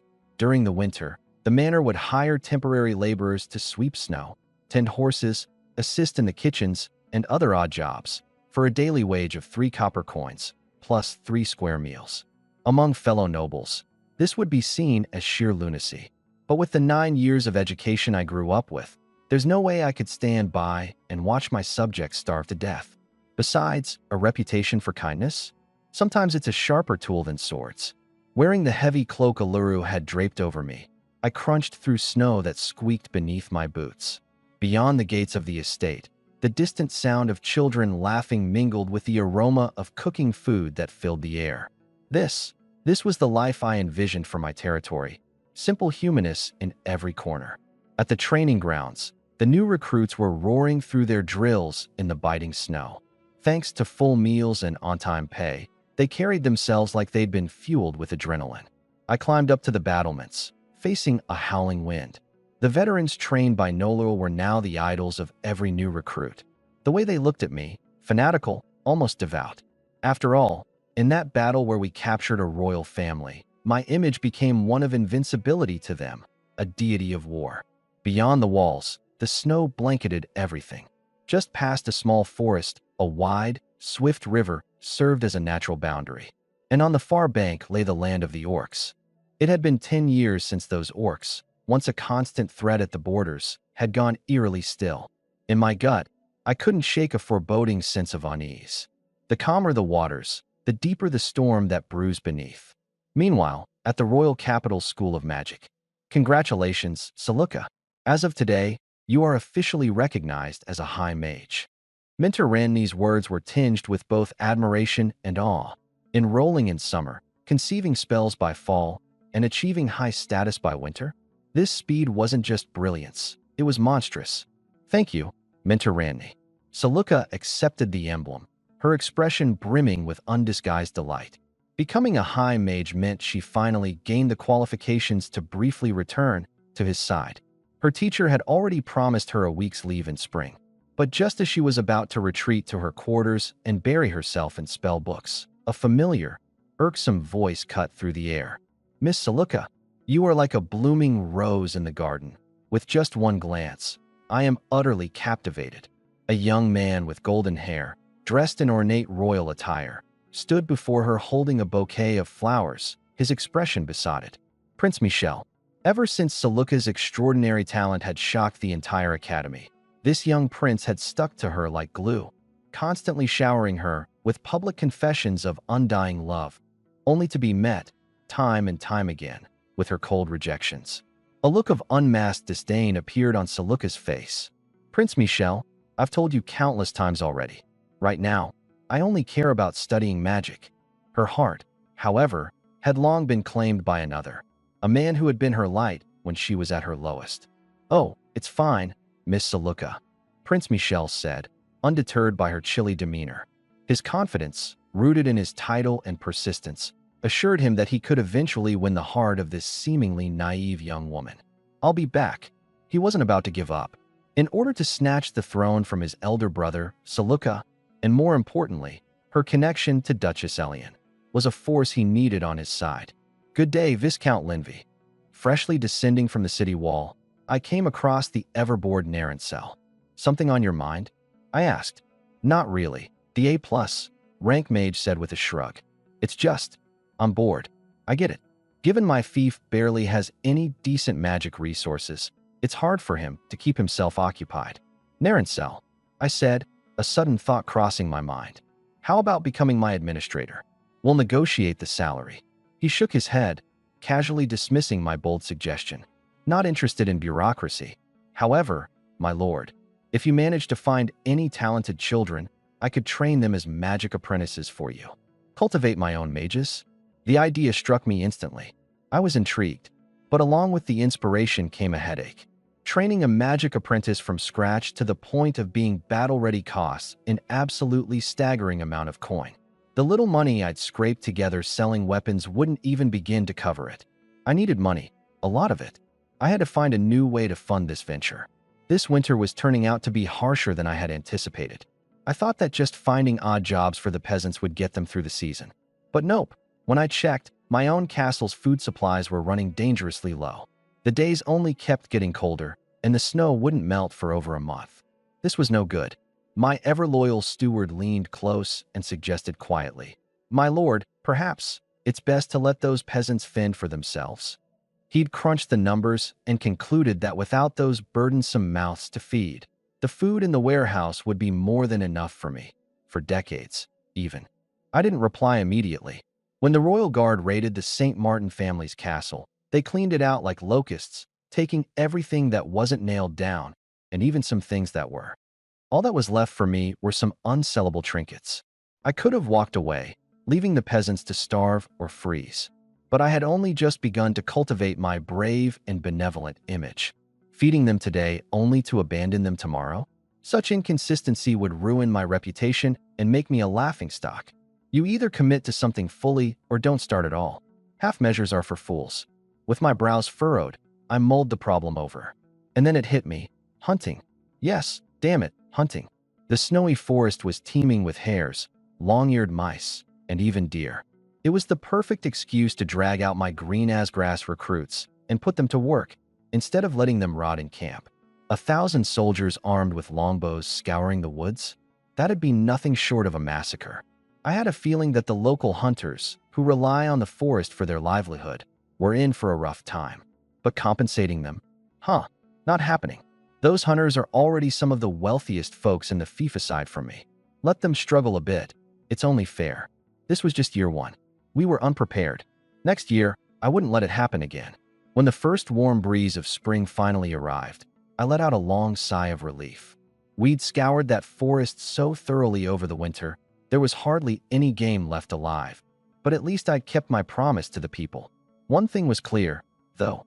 Come this year's harvest, I had to secure way more wheat. Stored food was the only true guarantee. The winter training hadn't been a waste either. Ukshin and Ankro, those two lads, were finally beginning to resemble proper knights, a far cry from the bumbling fools they'd been. My personal guard also became proficient in wielding the long swords forged by Green, while 300 of them now showed promise as cavalry. The only downside, not a single bandit in the area to test them on. I was itching to send them out to taste some real blood. Experience was the only thing separating my recruits from true soldiers. As I pondered how to better train them, it was a moment when an unexpected person returned. Saluka. She arrived at my castle in a humble, dusty carriage. The second she stepped in, she gave Ankuna a solid hug. The two little cat girls embraced each other tightly, their eyes rimmed with redness. I leaned against the doorframe, observing her. This girl, she'd changed. She still had that soft, sweet demeanor, but the faint glimmers of insecurity and timidity in her eyes were gone. They'd been replaced by, what's the word, confidence? Yeah, confidence. Where's Master? She tiptoed and looked around, just like a little kitten searching for its owner. Norl, who happened to walk in from outside, grumbled back, "The Lord is in New Ruka domain. Didn't you know?" Saluka smacked her forehead, her face filled with sheer regret. Of course, I wasn't just that small-time baron anymore. She grabbed Ankuna's hand without hesitation, dragging her toward the door. "Let's go find Master." That impetuous energy of hers, it half made me want to laugh. By the time the two of them made it to New Ruka, it was already the next day. I was in the courtyard, watching Akshin and the others train. I turned my head, and there she was, a delicate figure sprinting straight toward me. "Master." The next second, a warm and soft body slammed into my arms. Saluka clung tightly to my arm, her fluffy tail wrapping instinctively around my calf, swishing back and forth. It tickled. Nearby, Elaru noticed Ankuna and happily scurried over. The two maids instantly dove into animated whispers, chattering away. Meanwhile, Whitey, the so-called Empress, who had been leeching off me and refusing to leave, watched Saluka with great interest.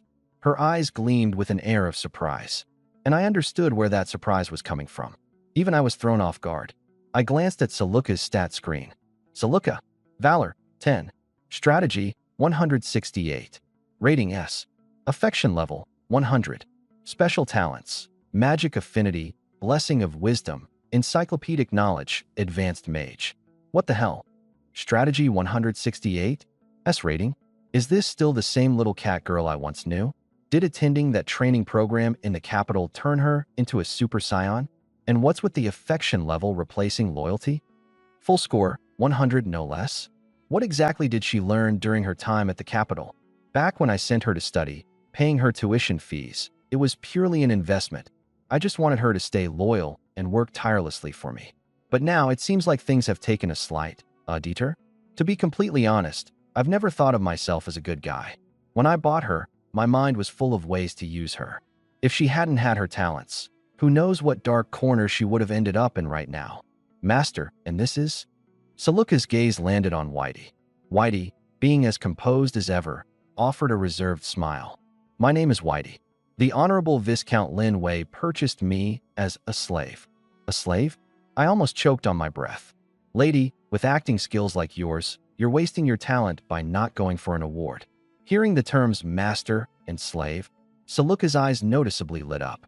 Her expression toward Whitey softened, as if she'd just found a kindred spirit. I could practically feel Whitey's mind whirring with calculations. The way she looked at me, it was like she was staring at a puzzle box brimming with secrets. A viscount with an advanced mage under his command and an enigmatic former empress hidden away? Yeah, this script is starting to feel a bit out of bounds. I had already predicted Saluka would stir up trouble on the night of her return. What I didn't see coming was Elaru joining in on the chaos. In the middle of the night, the two young women stood at my door, each clutching a pillow. Their timid yet pitiful expressions hinted that if I dared say no, I'd be painted as an irredeemable villain. Young master. Master. I rubbed my temples, a headache swelling. Can't sleep? Saluka nodded vigorously. The wind's really strong outside. Saluka's scared. Oh, come on. A high-level mage capable of casting fireballs is scared of a bit of wind? You can't make up a better excuse than that. I turned to Elaru, wondering what kind of reasoning she'd come up with this time. I just wanted to relive what it was like sleeping beside young master. Like before, Elaru stammered, her face flushed red like a ripe apple. What else could I say at this point? These two were practically raised with me, and Elaru especially. Before she turned 10, we'd practically shared a bed every night. Now they're all grown, their figures more stunning than ever. And this? Fine, just this once. I sighed, resigned as I opened the door. And before I even finished my sentence, the two girls darted in like startled rabbits. I cast a glance around the room, my expression cold as if I were dealing with a stranger who had mistakenly walked into the wrong house. Oh, it's you, I said flatly, leaning back in my chair. No enthusiasm, no curiosity, just the indifference you'd reserve for an uneventful committee report. Elialu clenched the hem of her dress and whispered, "Sir, I'll head downstairs first." She curtsied to me, then quickly withdrew, leaving in such a rush that I even heard her stumble at the doorway. So, what do you want, Lena? I picked up the pen again, absently flipping a document page. I didn't even bother standing up. She straightened up, wearing the polite smile she was supposed to have, but the smile never reached her eyes. I came to apologize for my past immaturity and mistakes, she said, her tone sweet as honey. But the sweeter it was, the more guarded I became. Behind this timely repentance, there was surely some kind of bargaining chip. Oh, is that so? I raised an eyebrow, pretending to be interested. How considerate of you. The air fell into silence at once. She understood that I had no intention of forgiving her. This isn't easy for me, she continued, taking a step forward.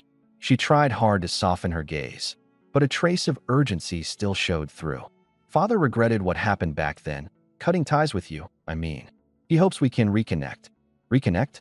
That's what they're calling it now? I almost laughed, but instead my expression grew colder. You mean he regrets making a bad political bet? I snapped, shooting her a pointed look. And now he's sending you back to make up for it. Is that it, Lena? Her smile began to stiffen. Lena, I said, my tone cutting like a blade. Stop pretending this is about you or your regret. You and I both know why you're in my castle today. You were never sent here to apologize. You're a negotiation piece, nothing more. She caught her breath, her face going pale all at once, and said in a trembling yet stubborn voice, You don't have to be so cruel. Cruel? I stood up slowly, my chair scraping against the stone floor. Let me tell you what's cruel, Lena. Watching you turn your nose up at me all those years ago, treating me like nothing. And now, my voice dipped menacingly. Now, you come here acting as though none of that happened, expecting me to welcome you with open arms? That's what's cruel. I took a step toward her, and she instinctively took one back. Let me be clear, I said, looking down at her. I don't need your father's alliances or his regrets. Tell the Baron. I leaned in just enough for my shadow to fall over her, to keep his schemes far from my lands. And as for you, Lena, I straightened up, my voice calm but final. This is the last time you'll darken my doorway. Do I make myself clear? She clenched the handkerchief in her hand and stayed silent for a long time. In the end, she only bit her lower lip tightly and turned to leave. The moment the door closed, Elialu peeked in from outside, a hint of hesitation in her voice. Sir. I sighed, rubbing my temples. Yes, Elialu. Need me to prepare tea? She asked timidly, her voice soft as ever. Despite everything, I couldn't help but let a small smile tug at my lips. Tea sounds wonderful, I said, gesturing for her to come in. Battlefields, political schemes, noble entanglements, they could wait. For now, tea. Just tea. And the quiet solace of knowing my world, messy as it was, distinctly belonged to no one but me. God, colder than a stranger's glance. What are you doing here? Lena seemed caught off guard by my blunt question, freezing for a moment before forcing on a strained smile. Can I come to visit my childhood friend?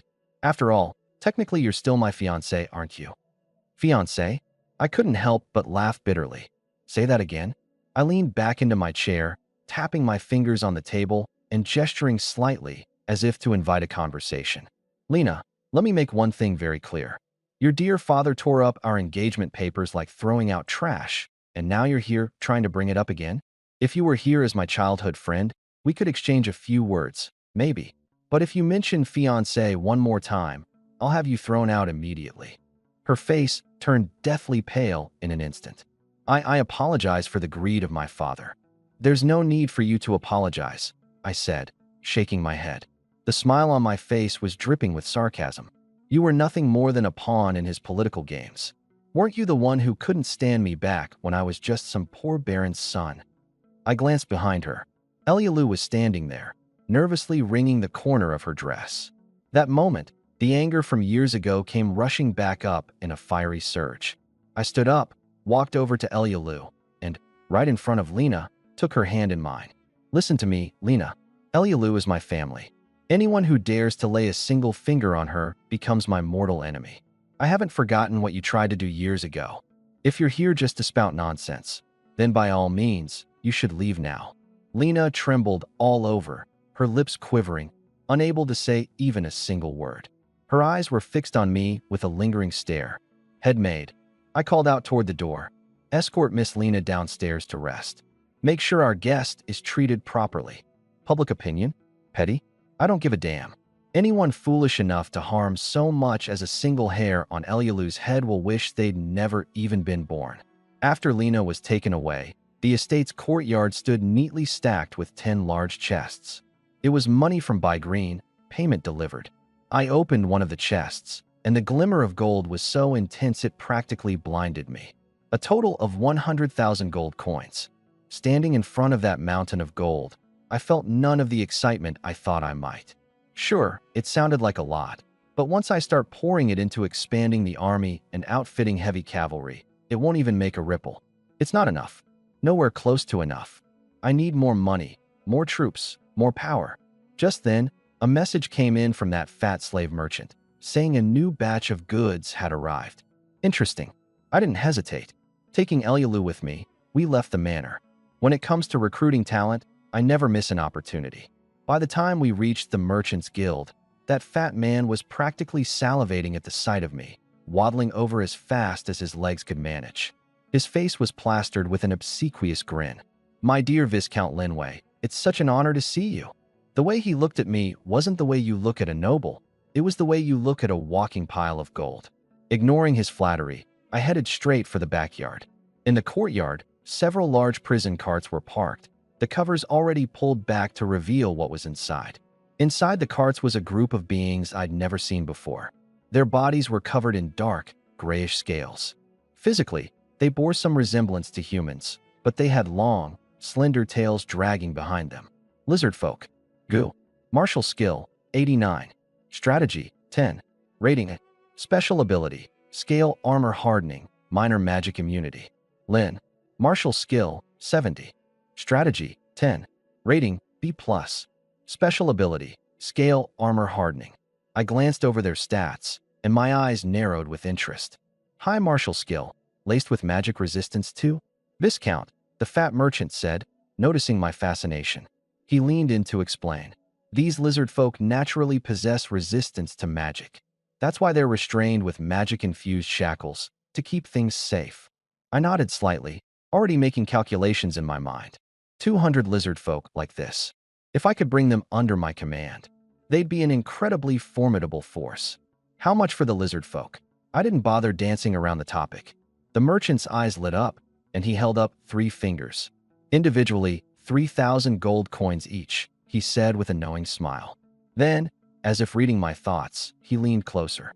But if you buy them all in one go, 50,000 flat. What do you say?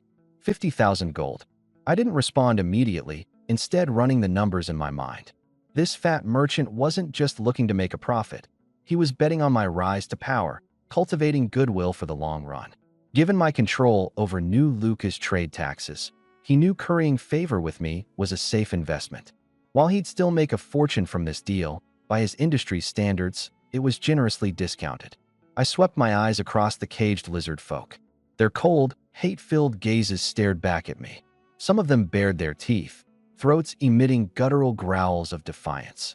But as soon as one of my guards unsheathed his blade, their growls instantly subsided. A fiery, spirited bunch, I like that. With the slave collars on them, I wasn't worried about disobedience. And if I offered them the chance to survive and thrive, I knew this fierce group would fight under my banner. At that moment, my gaze was drawn to a curled-up figure in the corner. It was a female lizard folk, but her scales were not the usual grayish-black. They were an unusual pure white, emitting an almost otherworldly aura of beauty even in the dimly lit confines of the wagon. Her kin kept their distance from her, as if she were some sort of plague. I blinked and focused on her appearance. Reina. Combat prowess, 108. Strategy, 40. Rating S. Special abilities, White Dragon Bloodline, Dragon Scale Hardening, Dragon's Blessing. Holy SH. A White Dragon Bloodline. S-tier rating. I almost thought I was seeing things. Dragons, the pinnacle of life on this continent. Powerful, arrogant, and insatiable.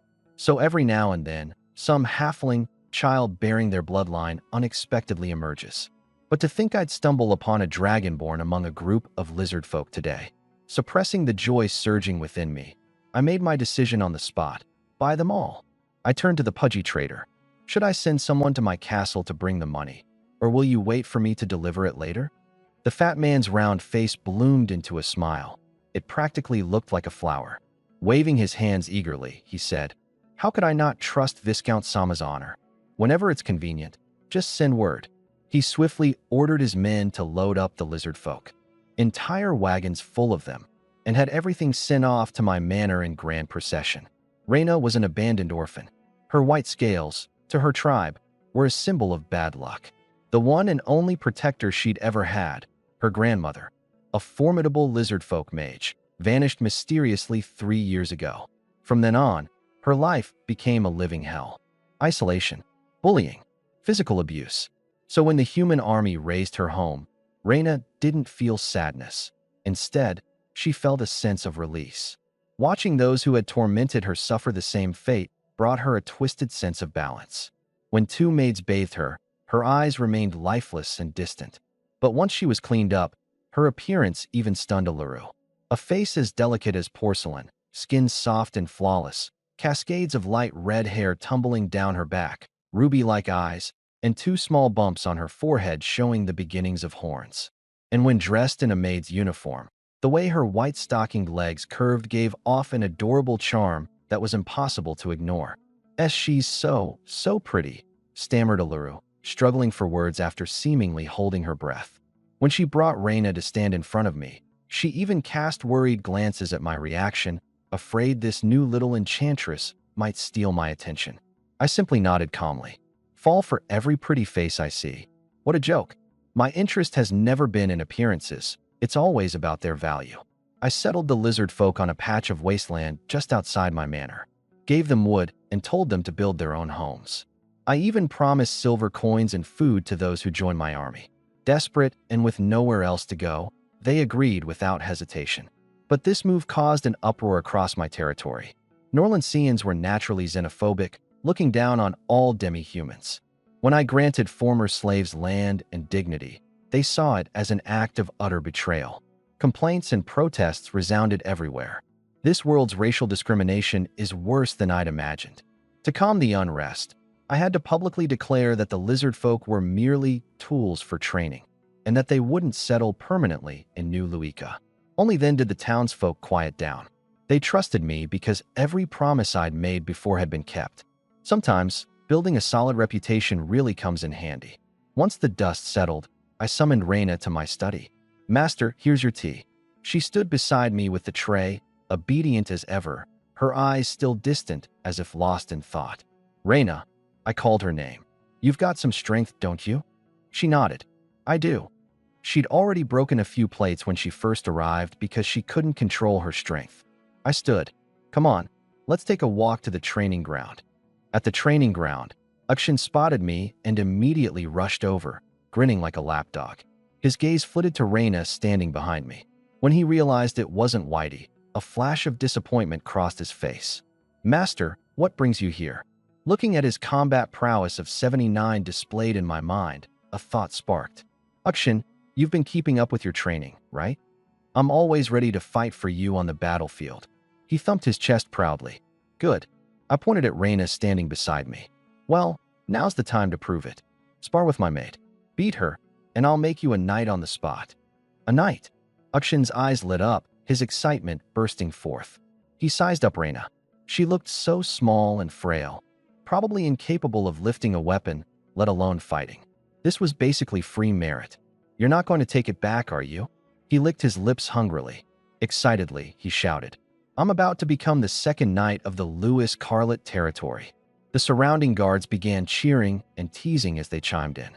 "Captain Akshin, you're really reverting to your younger self. Picking a fight with a maid. Haha, give her both hands free. Winning this won't bring you any honor otherwise." I patted Reina on the shoulder with a smirk. "What do you say? Interested? If you win, you can do whatever you want from now on." A spark of excitement flashed through Reina's crimson eyes. Deep down, the white dragon's blood in her veins yearned for power. "Master, do you want me to win?" "Of course." The two stepped into the training ground center. Akshin dropped his playful grin and got into a stance. "Ready, lovely maid? Here I come." Before his words had fully landed, he charged at Reina, aiming to end the match with a single hand chop. But Reina stood frozen in place, seemingly paralyzed by fear. A confident smirk appeared on Akshin's lips. He thought he had this in the bag. However, the moment he reached out to finish her off, a pale, slender hand shot out like lightning, firmly grabbing his arm. And in the next second, the world spun upside down. Bang! Dust erupted as Akshin was slammed onto the ground with a heavy thud. A clean and decisive over-the-shoulder throw. The crowd fell into dead silence. Not a whisper. It was as if the whole training ground had frozen in time. Face down on the ground, Akshin's mind went blank. He couldn't comprehend how he got taken down in a single move by someone who looked so fragile and delicate. Could it be all lizard folk were monsters like this? While he was busy questioning his life choices, my calm voice broke the silence. "Akshin, looks like you won't be getting that knighthood. And don't say I never gave you a chance. Perform well on the battlefield, and maybe I'll reconsider." "Yes, my lord." Akshin shot up, flawlessly pulling off a kip-up. He didn't dare quibble, and instead bowed deeply to both Reina and me. A loss was a loss. The Norans worshipped strength and respect the strong. By now, the scorn he once had when looking at Reina had been replaced with pure reverence. Reina, on the other hand, seemed a bit carried away by all of this excitement. Her pale arms, marked with faint scales, flexed slightly as thin streams of steam escaped. Embarrassed, she glanced at me cautiously before darting behind me to hide. Interesting. From that day forward, Reina became a regular at the training grounds. That woman, Whitey, would often sit back amused, watching as more and more talented individuals popped out of nowhere under my leadership. Her gaze grew stranger by the day. She's probably labeled me as one of those chosen by fate types. After all, how else would a broke-down baron like me not just survive, but also claw out hidden gems left and right from among the common crowd? What else could this be other than the luck of divine providence? Of course, she never suspected me to be a transmigrator from another world. That was because I had kept my secret buried deep. Ever since her arrival, I hadn't slipped even a single modern-day term. Over time, Whitey's favorability toward me had reached 30, not high, but sufficient. It was a solid threshold where friendship begins. And for me, that's all I needed, a friend I could count on to pull me out of a tight corner. With the problem of people solved, the next challenge was money. Without money, everything else is just empty talk. Unfortunately, I wasn't some genius transmigrator who landed here with a bag full of black tech skills. Refining salt? Nope. Inventing water wheels? Forget it. Distilling alcohol? In a world of alchemy, booze has already been experimented to death. However, one area stood out: a severe lack of innovation in desserts. Butter existed, but cream hadn't made an appearance yet. If I could figure out cream-based bread, oh, I could already picture the gold coins rolling in. Time to make it happen. Calling Elyulu to the kitchen, I threw myself into action, whipping furiously until my arms nearly gave out. But after all that effort, the cursed cream stubbornly pulled together into its desired consistency. Here, taste this. Dipping a finger into the bowl, I offered it to Elyulu. Her cheeks flushed, but she cautiously leaned in, her tongue flicking out to try it. And in a second, her eyes lit up as if struck by lightning. "Young master, is this cream? It's amazing." I chuckled. This was the response I'd been waiting for. "Listen closely, Elyulu," I said very seriously. "This recipe is a secret. Only you, Ankiona, and a select few utterly loyal maids in the castle will know about it. If anyone dares leak it, you know the consequences." She nodded firmly. The next step? A grand performance. The news that I, Linvy Lewis Carlett, Viscount, was hosting my 17th birthday banquet spread across Norins like wildfire. Invitations were sent to all the noble families surrounding my territory, prominent merchant guilds, and even a few counts and marquises. Except for that old bastard Fadra. When Count Pharos received his invitation, he mistakenly thought my move had backing from the Duke Elia herself. Eager not to fall behind, he hastily prepared a lavish gift in response. Little did he know, the actual orchestrator behind all of this was me. All right, let's translate this into English with a tone and style that fits the American storytelling vibe. The day of the banquet, my castle gates were bustling with activity. The road leading up to it was packed with carriages, a never-ending stream of guests arriving. The butler was practically running himself ragged, but the creases on his face were pulled into a cheerful, blooming smile.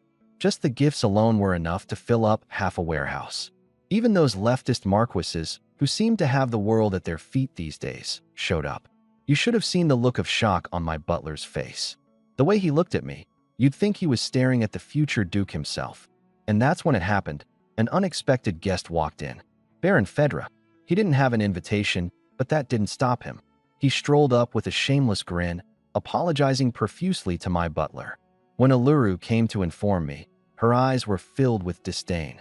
She hadn't forgotten that time when our old stableman Aashio got turned away at the Baron's door like an unwanted stray. "Let him in," I said calmly. Allura looked puzzled, but did as I instructed. She returned to Fedra with a carefully crafted response. "Our lord deeply regrets the oversight of not sending you an invitation. He extends his sincerest apologies and promises to visit you personally to make amends after the banquet." She delivered the message flawlessly, leaving Fedra visibly flustered. But what could he do? In front of so many nobles, I had offered him an olive branch. He had no choice but to play along. Now don't get me wrong, I'm not some magnanimous saint. But today I had to be. About a third of Nolan's nobles had gathered here tonight. Publicly humiliating him would only give me a reputation for being petty and overbearing. Reputation matters above all. It's the currency of business. When the guests had all arrived, I ascended the staircase, taking in the sight of the finely dressed crowd before me. First of all, I want to thank you all for gracing us with your presence. A few routine pleasantries later, the banquet was officially underway. Roast venison? Merely an appetizer. The true surprise lay ahead. When trays of bread topped with dollops of snowy white foam were brought out, the room buzzed with curiosity. "What is this?" asked Vis, president of the Eastern Trade Guild, breaking the silence. I raised my glass and proclaimed, "Let me introduce you to a specialty of the Luiska territories, Luiska cream." Vis was the first to give it a try, always the showman. He tore off a piece of bread, scooped up some cream, and took a bite. The moment it hit his tongue, his eyes lit up in pure delight. With the icebreaker out of the way, the other nobles followed suit. Soon enough, the room was filled with exclamations of praise. "Viscount Linvy, this creation of yours is simply divine." One of the leftist marquises lauded me. Meanwhile, the merchants in Vis group said little. but their eyes glittered with that distinct hunger, the unmistakable glint of opportunity. The bait had been taken. Once the party ended and the non-essentials had left, I made sure every noble walked away with a jar of cream as a parting gift. Even Fedra didn't leave empty-handed. Sure, he only got one jar, but I'm sure he was grateful I didn't throw him out in front of everyone. Now it was time to talk business. Predictably, Vis the old fox stayed behind. He sidled up to me with a grin so wide it practically reached his ears. "Viscount Linvey, this cream of yours, what a treasure. Do you like it?" I replied with a smile that barely reached my eyes. "If you'd like, I could ask Alluru to bring you a few more jars." He laughed awkwardly, deciding now was the time to switch strategies. "Viscount, you're not getting any younger. Don't you think it's time to settle down? If you'd align yourself with Duke Simon, I could introduce you to a count's daughter. What do you think?" I cut him off mid-sentence. "Come now, President Vis. We both serve His Majesty. Let's not play games here." Undeterred, he chuckled and finally got to the point. "Very well then. Let's talk about the cream. I want to buy the recipe. How does 10,000 gold sound?" 10,000? I nearly laughed out loud in his face. Was he trying to buy a feast with pocket change? Ignoring him, I turned to Alluru. "Alluru, would you kindly bring President Vis 2 more jars of cream?" The man froze, startled. "Viscount, what's this about?" I grabbed his hand enthusiastically, like we were the best of friends. "President Vis, sentiment is worth more than gold between us. What's a recipe compared to our friendship? Why, if you want it, I'll gift it to you." "Let's not kid around," he muttered awkwardly, trying to pull his hand back. I released him, spreading my hands as if to say, "You started this. You were joking first, weren't you?" Vis inhaled deeply, realizing he wasn't dealing with an easy mark. And with the other merchants in the room watching hungrily, he had no choice but to up the ante. "All right, name your price." Slowly, I raised one finger.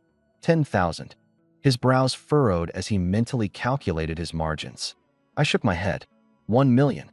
Nolan's gold. Are you out of your mind? His eyes nearly popped out of his head. 1 million. That's only worth it if this thing sells all the way in Yard and Rema.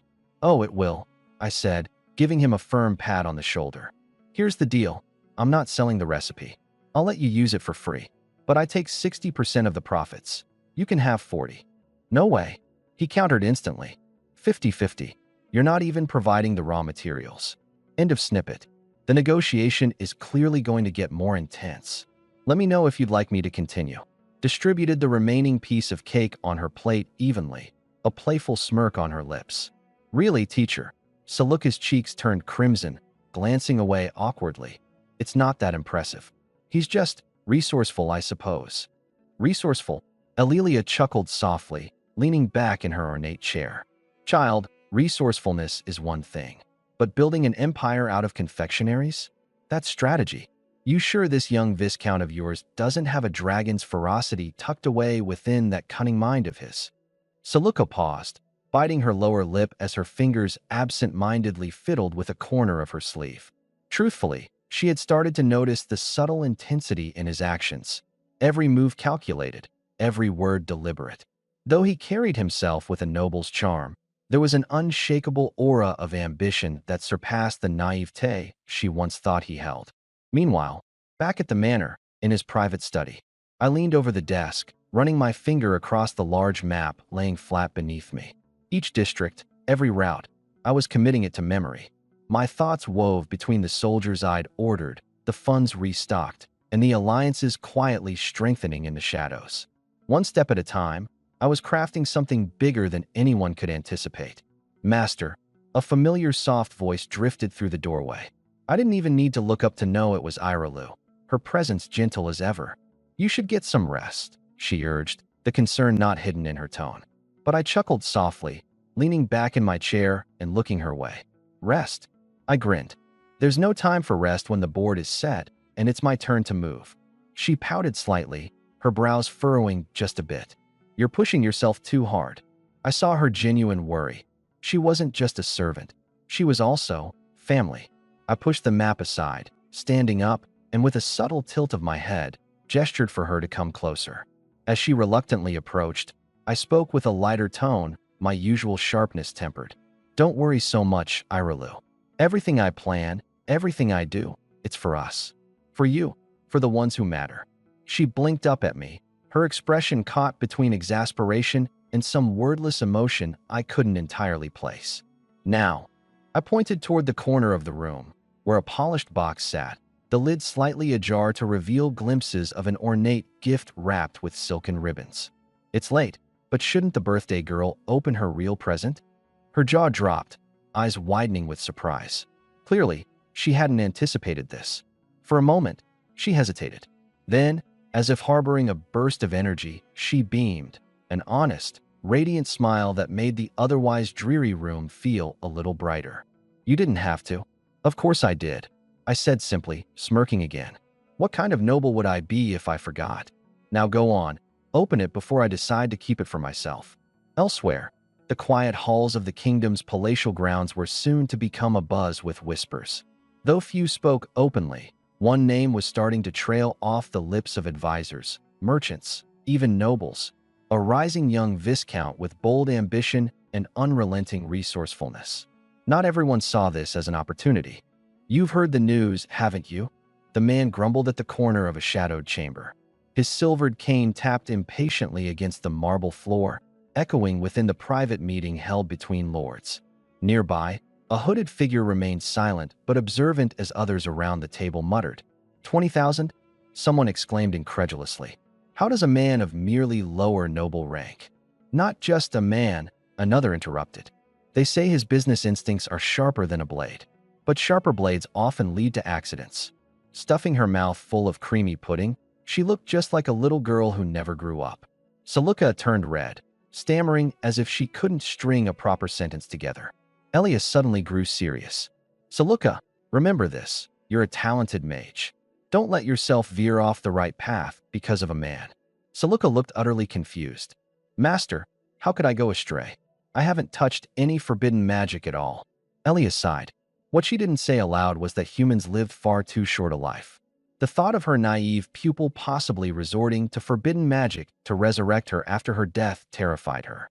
She had already dealt with a rogue student once before and didn't want to go through that pain again. What a pity she didn't know the truth. "I am not so easy to kill." Meanwhile, back at my castle. "Reina, you grew horns?" I stared, intrigued, at the crystalline, translucent white horns that now adorned Reina's head. Now this really gave her that storied dragon maiden vibe. Her voice was barely more than a whisper, as if she were afraid I'd find her growing stranger as a so-called lizard girl. "Mind if I touch them?" Warm and smooth to the touch, the horns gave off a faint, odd heat. I found myself mesmerized, running my fingers over them until Reina's dragon scales began to steam and her face turned as red as an apple. Only then did I reluctantly pull my hand back. A glance at her stats panel. Reina, Might, 148. Strategy, 60. Loyalty, 100. Special abilities, White Dragon Bloodline, Dragon Scale Hardening, Dragon Spirit's Blessing, Frost Dragon Legacy. Evaluation, S. What the hell? Her stats skyrocketed like she'd been strapped to a rocket. And now she had a new ability, Frost Dragon Legacy. That whitey woman really did come in clutch. "Reina," I said, gripping her hand and locking eyes with her. "Will you become my knight? To represent the Luiska family and reclaim the glory that's rightfully ours." 1 month from now, the Gladiators tournament would take place. Back then, I'd sold off the family's only gladiator emblem just to keep the estate afloat.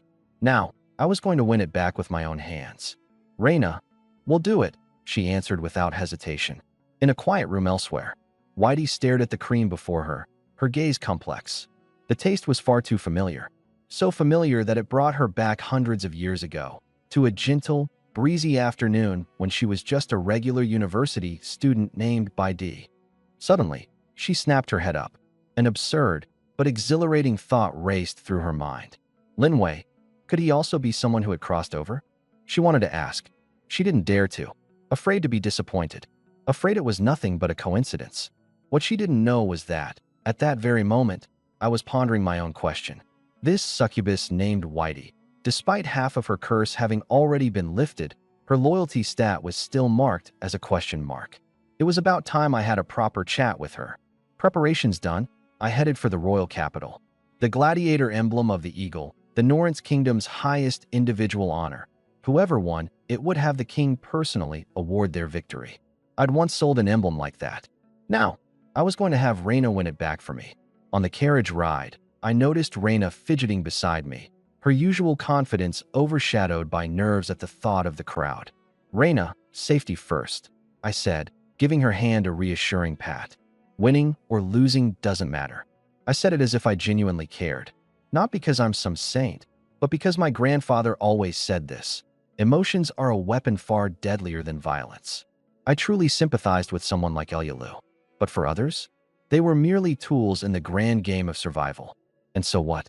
Without me, Reina might still be rotting in the basement of some noble's mansion, being tormented endlessly. With me, she had her first shot at glory. We all got what we wanted. Master, I won't let you down. Determination gleamed in her eyes. Perfect. That's the kind of attitude I needed. The royal city's gladiator arena was packed to the brim, comparable to a lively festival crowd. Reina clung anxiously to the hem of my coat, so I simply took her hand instead.